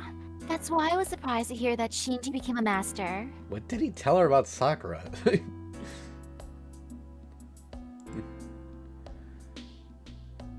I see, so she did know, huh? That's to be expected because she supervises this land and knows about all the Magi with the history that live here. So she should know that Shinji's a master. Wait, hold on. Tosaka, you know that Shinji's a master? I'm sorry. I guess my thinking he couldn't be a master backfired. Tosaka says so as if it's nothing. That's strange. She looks out for... She's looking for the third master at her school, but it seems like she's not considering Shinji to be a problem at all. Tosaka, Shinji's a master, right? Yes, but that shouldn't be such a problem. He doesn't have any magical energy, so he shouldn't be able to do anything outrageous. Our enemy is the master hiding at our school. Shinji doesn't have the presence of a master, so he's not the one we're looking for. Then does that mean there's actually 4 masters at our school? I would think so. Well, I don't think Shinji would interfere since I told him not to do anything. She makes another worrisome statement. No, first of all, how did Tosaka find out that Shinji's a master? Tosaka, can you tell me what happened this morning in detail? There's nothing much to talk about since Shinji was the one who told me. He asked me if I wanted to cooperate with him since he's a master as well. I'm starting to get a bad feeling about this, but I can't stop her here. So what happened after that? I declined, of course. But he still kept on being persistent, so I unintentionally said that I don't need him since I have you, Shiro. Tosaka laughs as if it's a funny story. This must be why Shinji was acting strange today. But, so what will you do? Are you going to ignore Shinji? Shinji's the one that set up the boundary field at our school, right? What? Tosaka freezes. I thought so. She didn't know Shinji made the boundary field. Huh? You're wrong, Tosaka. Shinji is certainly not a Magus, but he's the one who set up the boundary field. I think his servant excels at magic like Caster. Tosaka grows pale. Tosaka, you didn't know? I did. I knew the boundary field was made by a servant, but She couldn't make the connection to Shinji, huh? I recall how Tosaka was acting until now. I bet Tosaka was so worried about what happened last night that she couldn't think about Shinji. Must be the biggest mistake she's made in her life. crap. Shinji might be. She gets up instantly and glares at the exit. At that instant, He's mad at getting rejected. the disorder is revealed as if it was carefully timed. Boundary field. The sky is tinged red. My body is numbed just from breathing in the red air surrounded by the school. It doesn't affect magi that can create magical energy inside their bodies, but people with scarce magical energy will faint just by breathing it in and should eventually die. Tosaka. I know. Let's hurry, Shiro. I like how she never questioned when he's like, I just so happened to hear that Shinji's family are Maguses. Just so happened to hear recently. The school is red all around. The hallway is red like blood. The air is red like blood. Thick air sticking to my skin makes me hallucinate that this must just be a bad dream. Breath filled with hatred escapes my closed mouth. I pour reasoning into my confused and heated brain as a coolant, and I try to grasp the situation. I run into the classroom, the one nearest to the stairs. Tosaka stops for a second and hesitant to enter the disastrous scene. I understand how she feels. I don't want to encounter such a thing either. They're still alive. It doesn't mean we won't make it. I go near a student to check his pulse and breathing. There's no conscious person in this classroom. Everybody, including the students at their desks and the teacher up front, are down on the floor now. Most of the students are unconscious, convulsing, foaming at the mouth like it's a bad joke.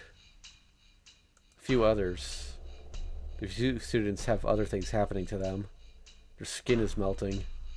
The human skin is slowly melting into mud sliding off plaster. Like mud sliding off a plaster. The way the melting skin drips onto the floor makes me picture a giant stomach. Tosaka is astonished by the horrific scene. There's no time to think. Resolve the situation as fast as we can, I should. Save down. Wow, the melting is happening faster this time. Since last time, didn't it take a while for, like, Emiya to even get here? Yeah, I It's think at home. I think also the number of marks might have been different also. Okay, so Oh, true. okay, so if we use a command spell, we get 2 written points, which we want. So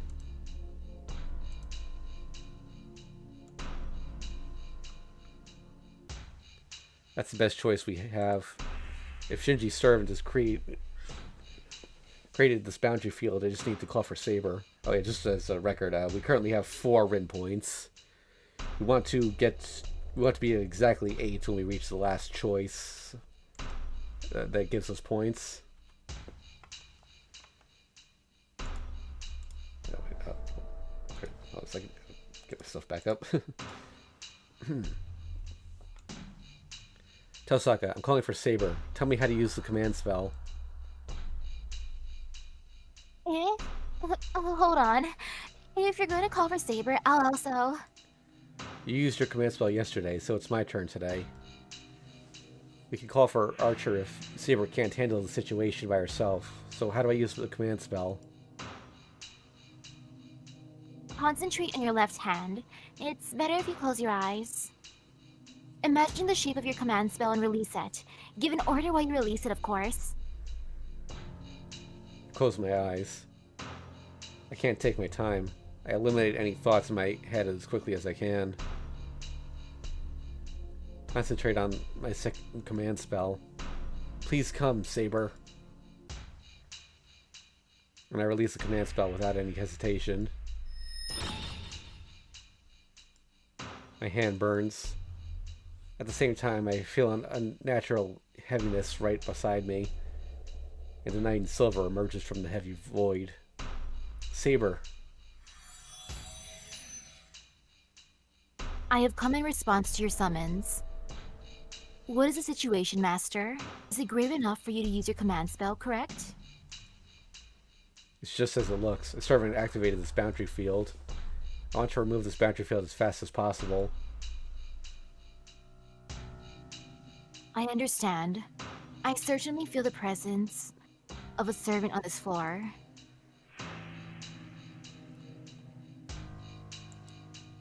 This floor? The servant on the 4th floor? I am sure of it. What about it, Rin? Huh? No, I'm sure that's the case if you say so, but that's too strange. I can feel the origin of the boundary field is on the 1st floor. I'm sure your skill to detect a servant is superior to mine, but my skill to detect magic is pretty good too. So you're saying the servant is on this floor even though the boundary field was set up on the 1st floor?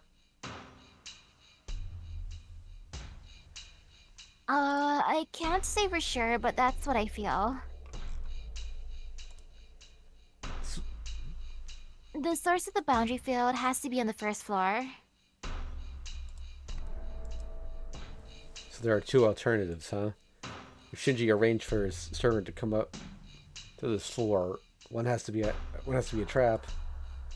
Everyone in school will pay the price if we make the wrong choice. Rin, where's Archer? We can make a better analysis if he is here. He's not answering me. This boundary field has us totally cut off from the outside world. I have to use a command spell or we'll have to wait for him to detect this and come here. Tosaka and Saber glare at each other, but now's not the time to be doing so. Think. Tosaka doesn't have a composure. The best thing we can do right now is... Alright, we'll go search the 1st floor. I feel sorry for letting Saber fight by herself, but she should be able to take the servant down by herself. Saber, I'll leave the servant up to you. Can you fight by yourself? Of course. What will you do, Shiro? I'm going down to the 1st floor. I might be unreliable by myself, but I'm sure it'll be alright if Tosaka's with me. Besides, only Tosaka can detect magical energy. Let's go together, Tosaka. Yeah, of course. I was going to go by myself if you didn't ask me. Then it's decided. So now... Hey, what are you doing? Are you insane, breaking a chair like that? We needed a weapon, right? I can only use strengthening magic, so I need something I can strengthen. I swing the leg of the chair. It's exactly like the time I got attacked by Tosaka. I easily succeeded in strengthening magic, and I also take another leg while I'm at it. Shiro, I feel a weak presences outside. It seems we are surrounded. Oh, hold on. Connection issue again. Oof. Oh man. Shiro really is more skilled here. He didn't even have to eat the gem. Oh yeah.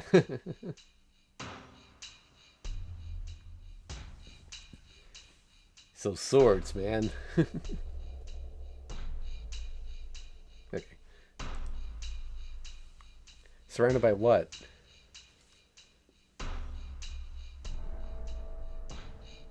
I do not know. We only need to go out and check. You're right. Can you take the lead? Of course, it is my duty to be your shield. Saber runs into the hallway. Let's go, Tosaka. We'll go down to the first floor. The instant we go out to the hallway, we find out what's surrounding us. Are those bones? Things made out of inhuman bones are coming into the great numbers from the other side of the hallway. What is that, Tosaka? Golem. It's kind of familiar. Just come this way. Saber will take care of them. They won't be a match for Saber no matter how many hundreds of them there are. I'll leave it to you, Saber. I run to the stairs. The sound of Saber destroying the bones echoes behind me. You run down the stairs. It's not that far to the first floor, but... Damn you. I smashed the blocking bone creature with the chair leg in my hand. This is the third one already. Maybe because I saw the disaster, but I don't care about confronting these monsters. In other words, my mind is numb. My proper emotions such as hatred, fear, sadness, and cowardice have all frozen up. The only thing filling my head is the desire to get to the first floor. I take the two stones in my hands and swing them like I saw him use them. The two swords in my hands.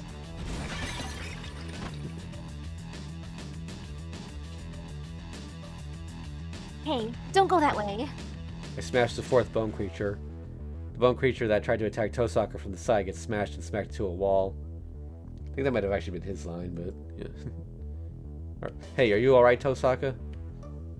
I call out to her while fending off the attackers.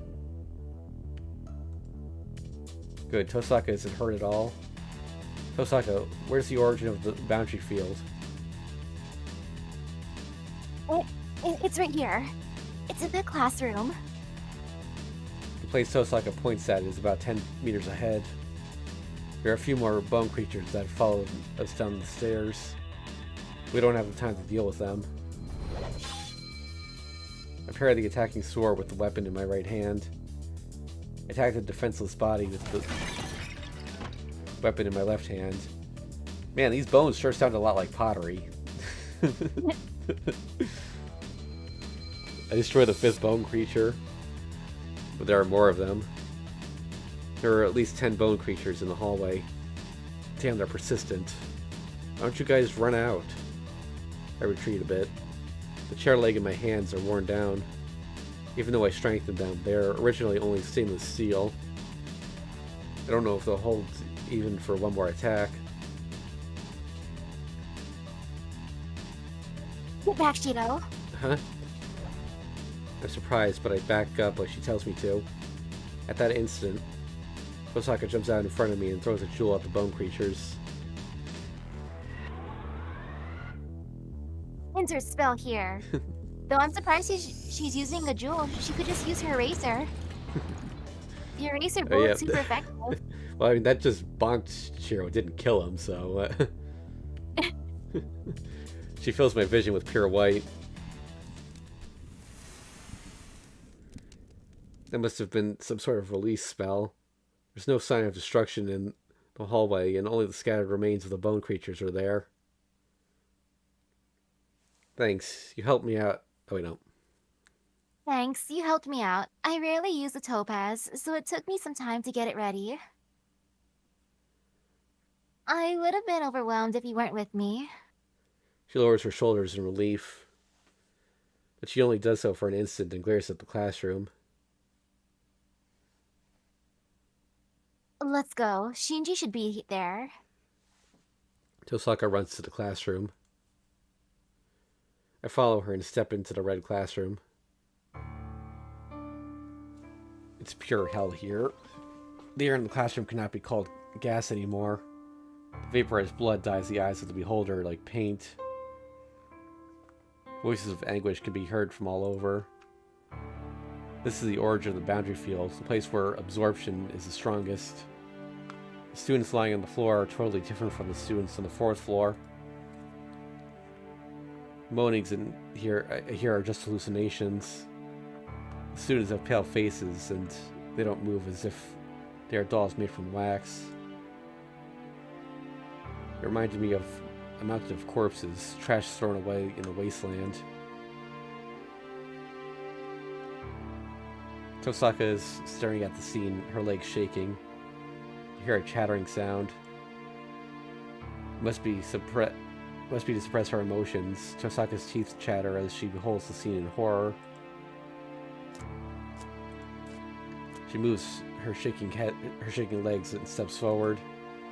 Between the desks, there's a living person there. On his butt amongst all the fallen students, Mato Shinji is looking at Tosaka. Shinji, you... A stern voice. He must have reacted to the voice. Shinji lets out a strange cry and jumps away from Tosaka. I'm not going to accept any excuses. I'll have you atone for what you've done no matter what. Tosaka goes near Shinji. No. It's not me, it's not me, it's not me, it's not me. Shinji shakes his head and retreats to the wall. It's her. It's not me. How can you say that? Just go ahead and stop the boundary field. If you won't, I can blow out that face of yours and... No, I said no, it's not me. It's not me. It's not me that killed her. This is strange. Shinji is running away from Tosaka, but he's not looking at her. He's looking at the floor, right by her feet. By her feet? I look down. There are only students that fell unconscious. There isn't anything else. Tosaka. I call out to her and point to the place. Huh? A stunned voice. She must have forgotten her anger towards Shinji. The instant she seemed this thing on the floor, Tosaka's intent to kill fades away.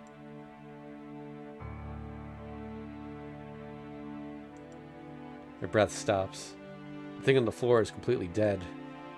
The long purple hair, the thing covering her black clothes, is the servant that attacked me. She's dead. Tosaka's voice contains no emotion. It's not me. I didn't do it. I executed the boundary field and nobody was able to move but Ryder. Ryder was... The black servant, Ryder, was killed in one blow. What kind of a weapon was it? And how was she killed? Only one blow against the servant. Only aiming for the neck and killing the enemy by ripping the neck apart. I can't even imagine how it was done. It must have caught her by surprise, but the enemy must have been skilled to cut her neck in one blow. No, can I call it cut? Looks like something put a jack in there and ripped off the meat and bone by crushing it.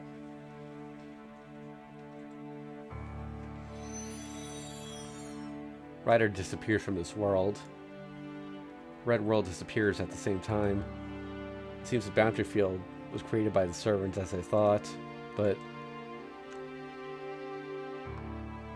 Shinji, who did this? As Tosaka closes in, Shinji slowly retreats towards the hallway.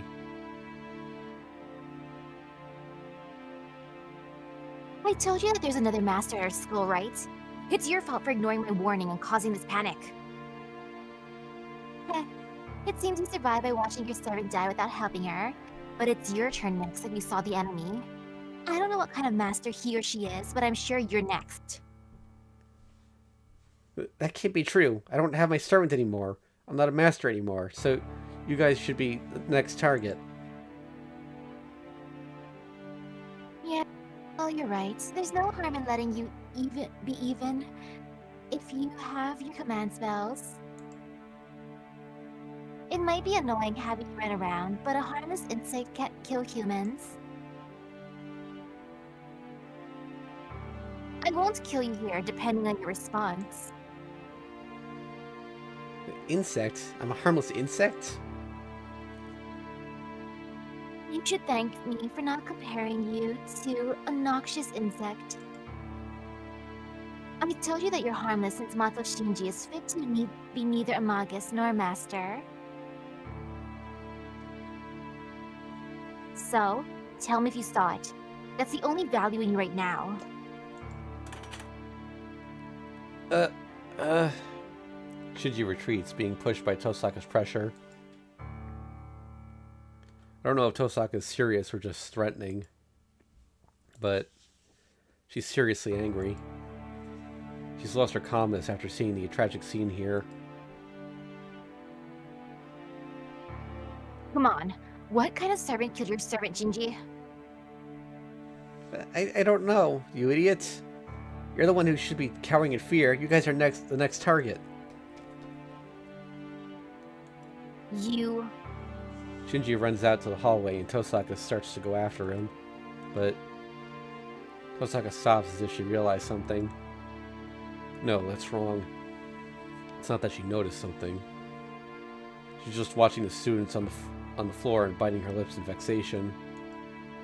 Her face is that of Tosaka Rin, but her knees are shaking and her eyes are wavering as if they're about to cry.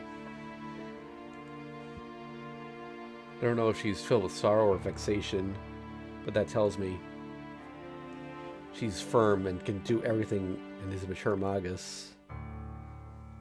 But she's just a girl of her age on the inside. It's fine, Tosaka. Everyone's still breathing. It's not over yet. Huh? Everyone's breathing? Yeah, it might be hard, but take a good look. Everyone's alive. Boundary field is gone, so all we have to do now is call for help. So should we call for an ambulance or something else, or something else in this case, or in a case like this? Should we contact the church if their wounds are caused by magic? Ask her to calm voice. That must have gotten back her reasoning as she slaps her own face with both her hands. We can contact the church.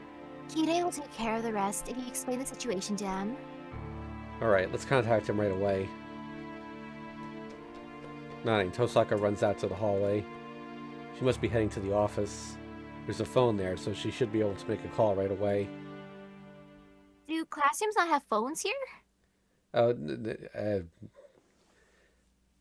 Some might, but I don't think you would make an external call with them. Oof. Yeah. We finish contacting the church and go outside. It'd be troublesome for us if we were the only ones unharmed. So Kotomine ordered us to pretend that we weren't here today.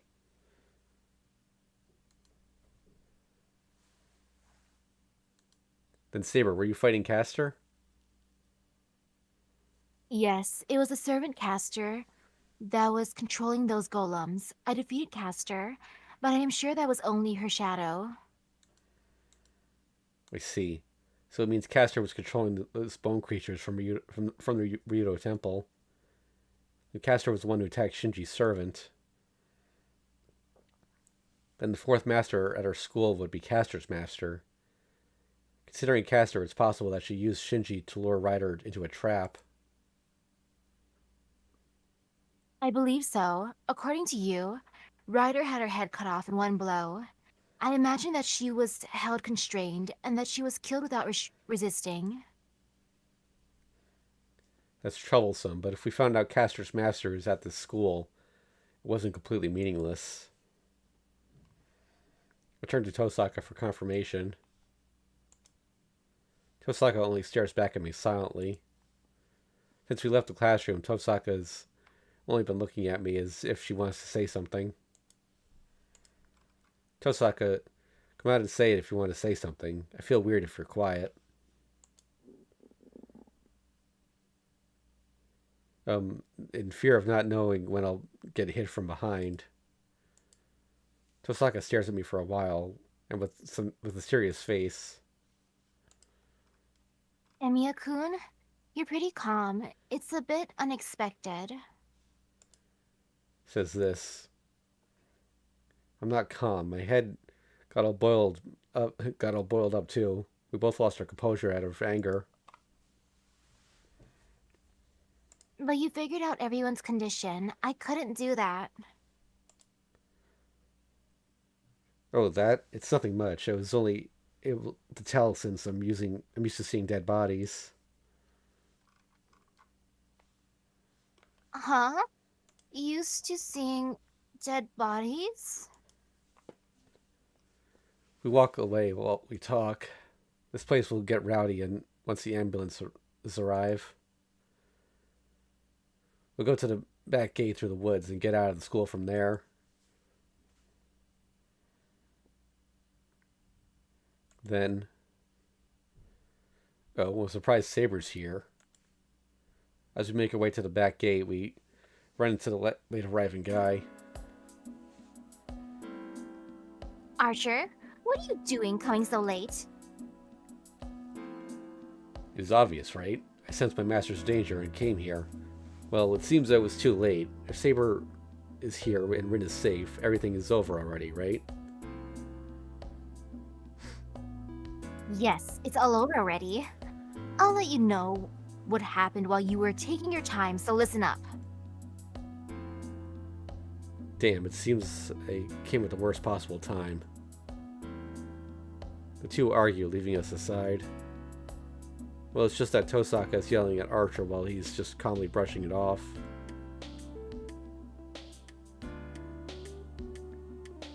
Those two are as intimate as I thought. Rain is angry because she trusts Archer, and Archer is silently listening because he must feel sorry. I know what you want to say, but why are you telling me that, Saber?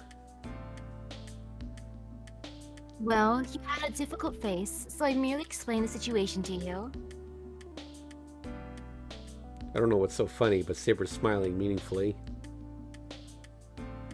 I like it even less. Fine, fine. I won't worry about style next time. Let's say it's good for now. So, which servant was eliminated? Archer's expression changes. His usually ironic composure disappears, and he looks like a cold warrior now. Servant Ryder was eliminated. I don't know how it happened, but she must have been defeated by Castor. By Castor? Then what happened to Castor? Do not tell me she is unwounded. I don't know that either, but Ryder was defeated in one blow, so I think Castor's unwounded. I say so, repeating the three of us, representing the three of us. Then, what a fool. I guess she was just all talk. I did not think she would be able to win, but getting defeated in one blow? Man, show some spirit to at least kill your enemy as well. He goes back to his usual manner and insults the now gone Ryder. Archer, Ryder died protecting her master. You do not have any right to call her a fool. Huh. That's what you have to say? A fool's a fool. If she is to call herself a hero, she should be ashamed that she could not even defeat a single enemy. If she can't do that, she should at least sacrifice her life to kill her enemy. How convenient of you. She was defeated without doing anything because she was in a situation where she was not able to do so. Speaking ill of her defeat. Are you really one to call yourself a hero? Huh, no matter my reason, it makes no difference to the fact that she was defeated badly. Well, it was certainly my mistake to say anything about our hero. The weak will die no matter what, disregarding the fact that they may be a hero or not. Heroes not fit for this war should be eliminated early on. Well said. Then will you fight me, Archer? You? This is surprising. I don't know what got on your nerves, but you're challenging your ally to a fight. But unfortunately, I am bound by the command spell not to fight against you two. If you challenge me now, I will only be defeated without resistance, just like Ryder. Is your way of the night to fight such an opponent, Saber? Hmm. The two glare at each other without a word. I think that Stop right there, Archer. Tosaka's quiet voice puts a stop to it.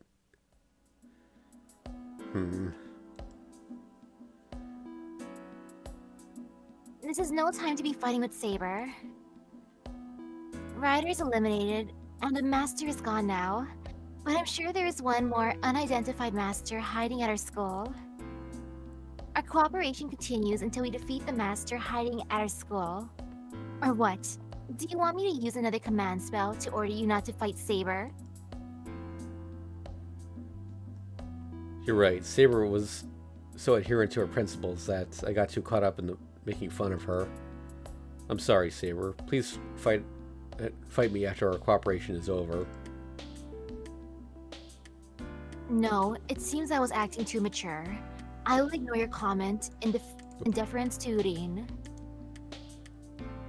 Saber takes a step back while glaring at Archer and stands by my side. Tosaka moves Archer back as well. Well, that's about it. We're still cooperating. It's impossible to do so today, but we can search for Caster's master at school tomorrow. We'll just be maintaining the present state, but is that alright with you? Yeah, so what will you do now? Are you going to go to Ryudo Temple? Of course not. According to Archer, going to the Ryudo Temple is suicidal. If we want to defeat Caster, we'll have to search for her master first. Fortunately or not, Caster's master is coming to school every day. We should let them be and keep them off guard. I try to think how she came to that conclusion. Tosaka knew there's a master at her school. That's because there's someone there with magical energy other than Shinji. Since Caster appeared, it must mean the master at our school is Caster's master. Additionally, Caster's master is coming to school every day for some reason. It means he or she is coming to school every day defenselessly rather than staying at the Ryudo Temple under Caster's protection. So you're going to figure out who the master is and attack the master before they get back to the Ryudo Temple? Yep, it seems like Caster's master doesn't know that we're masters. If they knew, they wouldn't come to school, right? Oh, yeah, that's true. And Caster's master didn't know that Shinji was a master either. I can't come up with an explanation, but that's likely. But such a stupid thing shouldn't be possible considering how good the servant is at magic. Yeah, even I, who has no knowledge as a master, got this far thanks to Saber. If you have a servant like Caster, I'm sure you wouldn't do something as dangerous as going outside. That's wrong. Your premises are wrong, Rin.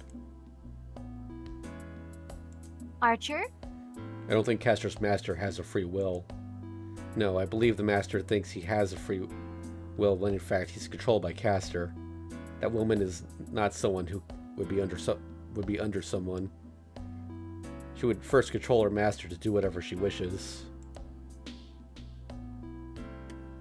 Are you saying Caster's master is just a puppet? Either by trickery or removing the memory of being a master?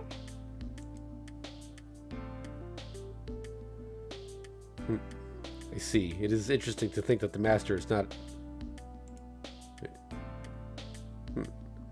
See, it's interesting to think that the master is not conscious of the state he or she is in.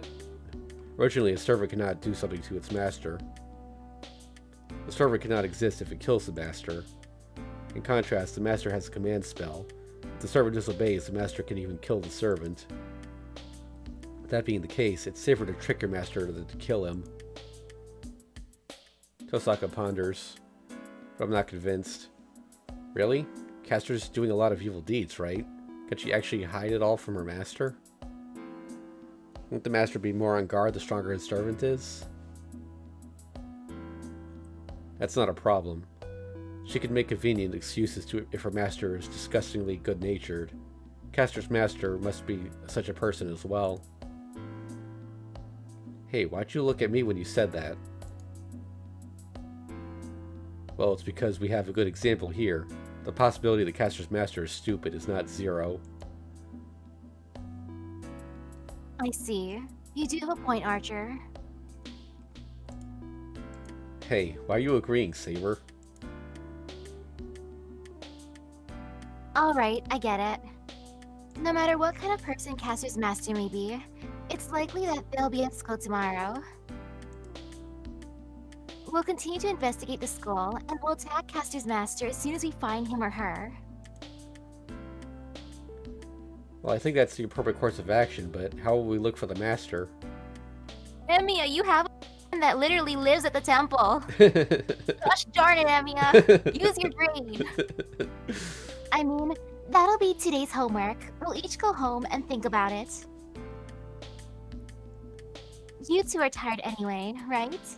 I don't want to push you two and have you collapse, so let's call it a day. No, I'm not that tired. It's still early, so... Hey, Tosaka? Just do as I say. We can't go into school today, and we don't have a clue right now. It's meaningless to stay here, and most of all, don't you realize Archer's acting strange? Things won't settle down if he stays with you. Considering it only happened yesterday. Fine, I'll go home, so... Don't whisper to me from such close range. Then I'll see you tomorrow. I don't think it'll happen again, but be careful during the night. I won't forgive you if Caster gets control of you again. Ugh, alright, I'll go home.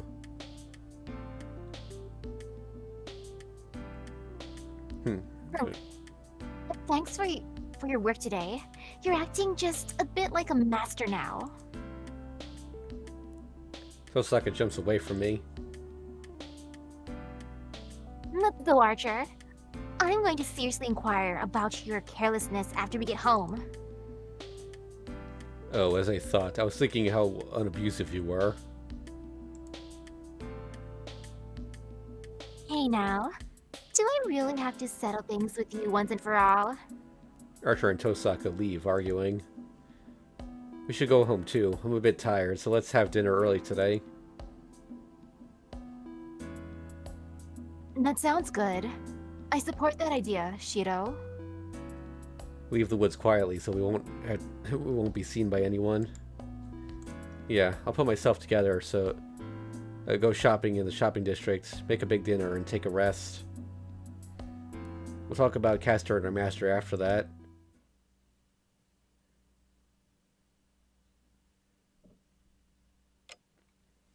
Tosaka calls me after dinner. I guess there wasn't as much damage as we thought there would be at school. Must be because the one who set up the boundary fields, Ryder, died quickly. Here the students that were in the classroom are as Ryder... Wait, I hear the students that were in the same classroom as Ryder need to stay in the hospital for a long time, but most students just have anemia. School's not going to close down, and we'll be having classes like normal tomorrow. Shiro, what did Rin say? She said the school is going on as normal, so we'll go to school tomorrow and look for Castor's master. I see. So nobody in that building suffered seriously? Except for a few. Oh, I think Fujine's not home because she's busy with the staff meeting or something.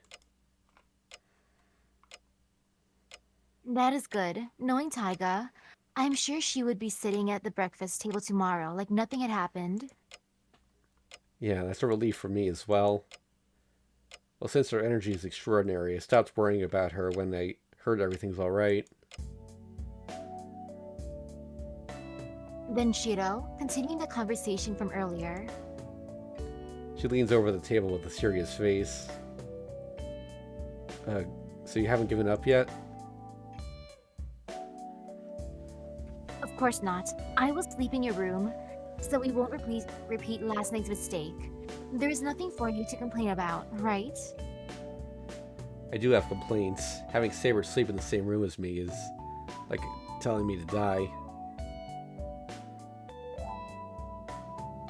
Shiro, first of all, it is your fault for being affected by such a long-range hypnotism.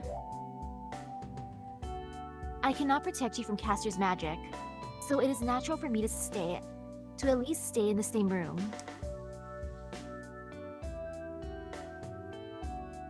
Magic can be better sensed the closer I am to it. If Caster is going to go after you, I must sleep close to you. Well, it's a very sound argument, but I think that Castor won't use the same strategy since she failed once. I think so, but if I say that to Saber right now... You are too optimistic. You were deceived by a heretic like Castor and insulted by someone with a twisted personality like Archer because you think like that. I bet she would object like that. Are you listening to me, Shiro? I will not listen to excuses such as me being a woman. I will be sleeping in your room starting tonight, so please do not run away to the shed, okay? Saber glares at me and makes her declaration. So she even anticipated that I was going to run away to the shed. I'll hold my ground and try to get her to agree to a compromise. Alright, I'll have you sleep near me.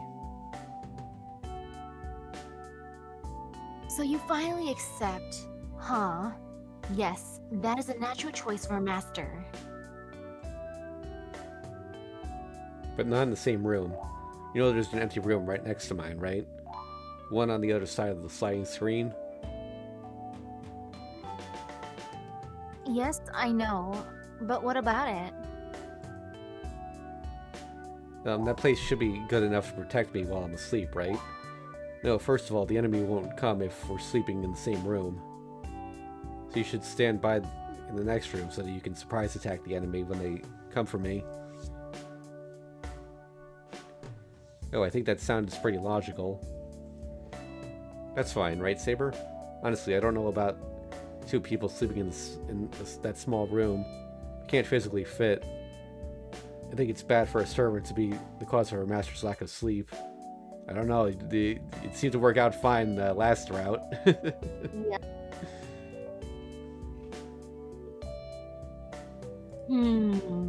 You're rather witty tonight, Shiro.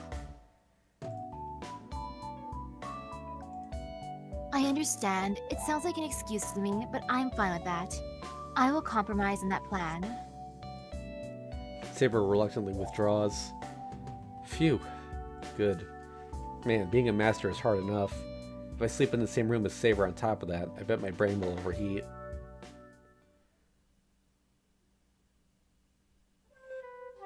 And the chaotic day comes to an end. It's becoming more like a habit now as I train with Saber until 11 and spent an hour doing my routine in the shed. I get back to my room when the day changes. I hear Saber's breathing from the next room. My head jumps at that, but I try to calm down as I get into my futon. I close my eyes, shake off any wicked thoughts, and tell myself to go to sleep as fast as I can. Man, I can't sleep that easily.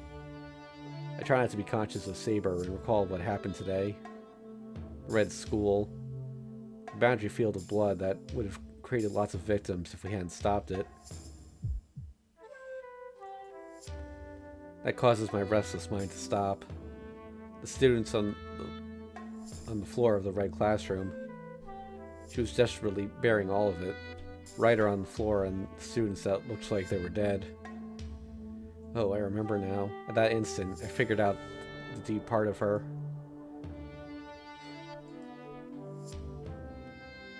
I think that was Rin. I'll kill you next time we meet, because we're enemies, right? She acted as a Magus, but she never crossed the final line. She's firm, strong-willed, and magnificent, but she's outrageously good-natured. That difference must be her burden. How clumsy of her.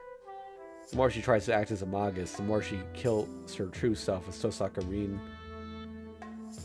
Oh wait, I can't be talking about other people. I sigh and pull the blanket over my head. Well, I guess there's something wrong with me. For thinking that I want to be a support for such a perfect girl. Alright, I think we can end it there for today. I can't be talking about other people. What happened between the two routes? He was so stubborn before.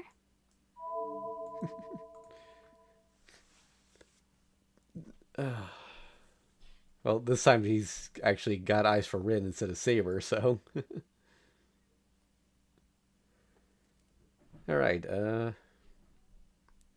So you said you're good for tomorrow, Misaki? Yes. Okay. Yep, so we'll be back on tomorrow, 1 p.m. Eastern Daylight Time. Sorry, hold on a second. Okay, yeah, so we will maybe figure out who Castor's master is. Wonder who it could be. Yeah, I wonder. It's not like there's someone who's good natured that lives at the temple that's Shiro's friend and goes to school daily because he's part of like the student council. Alright, yep, we'll see y'all tomorrow.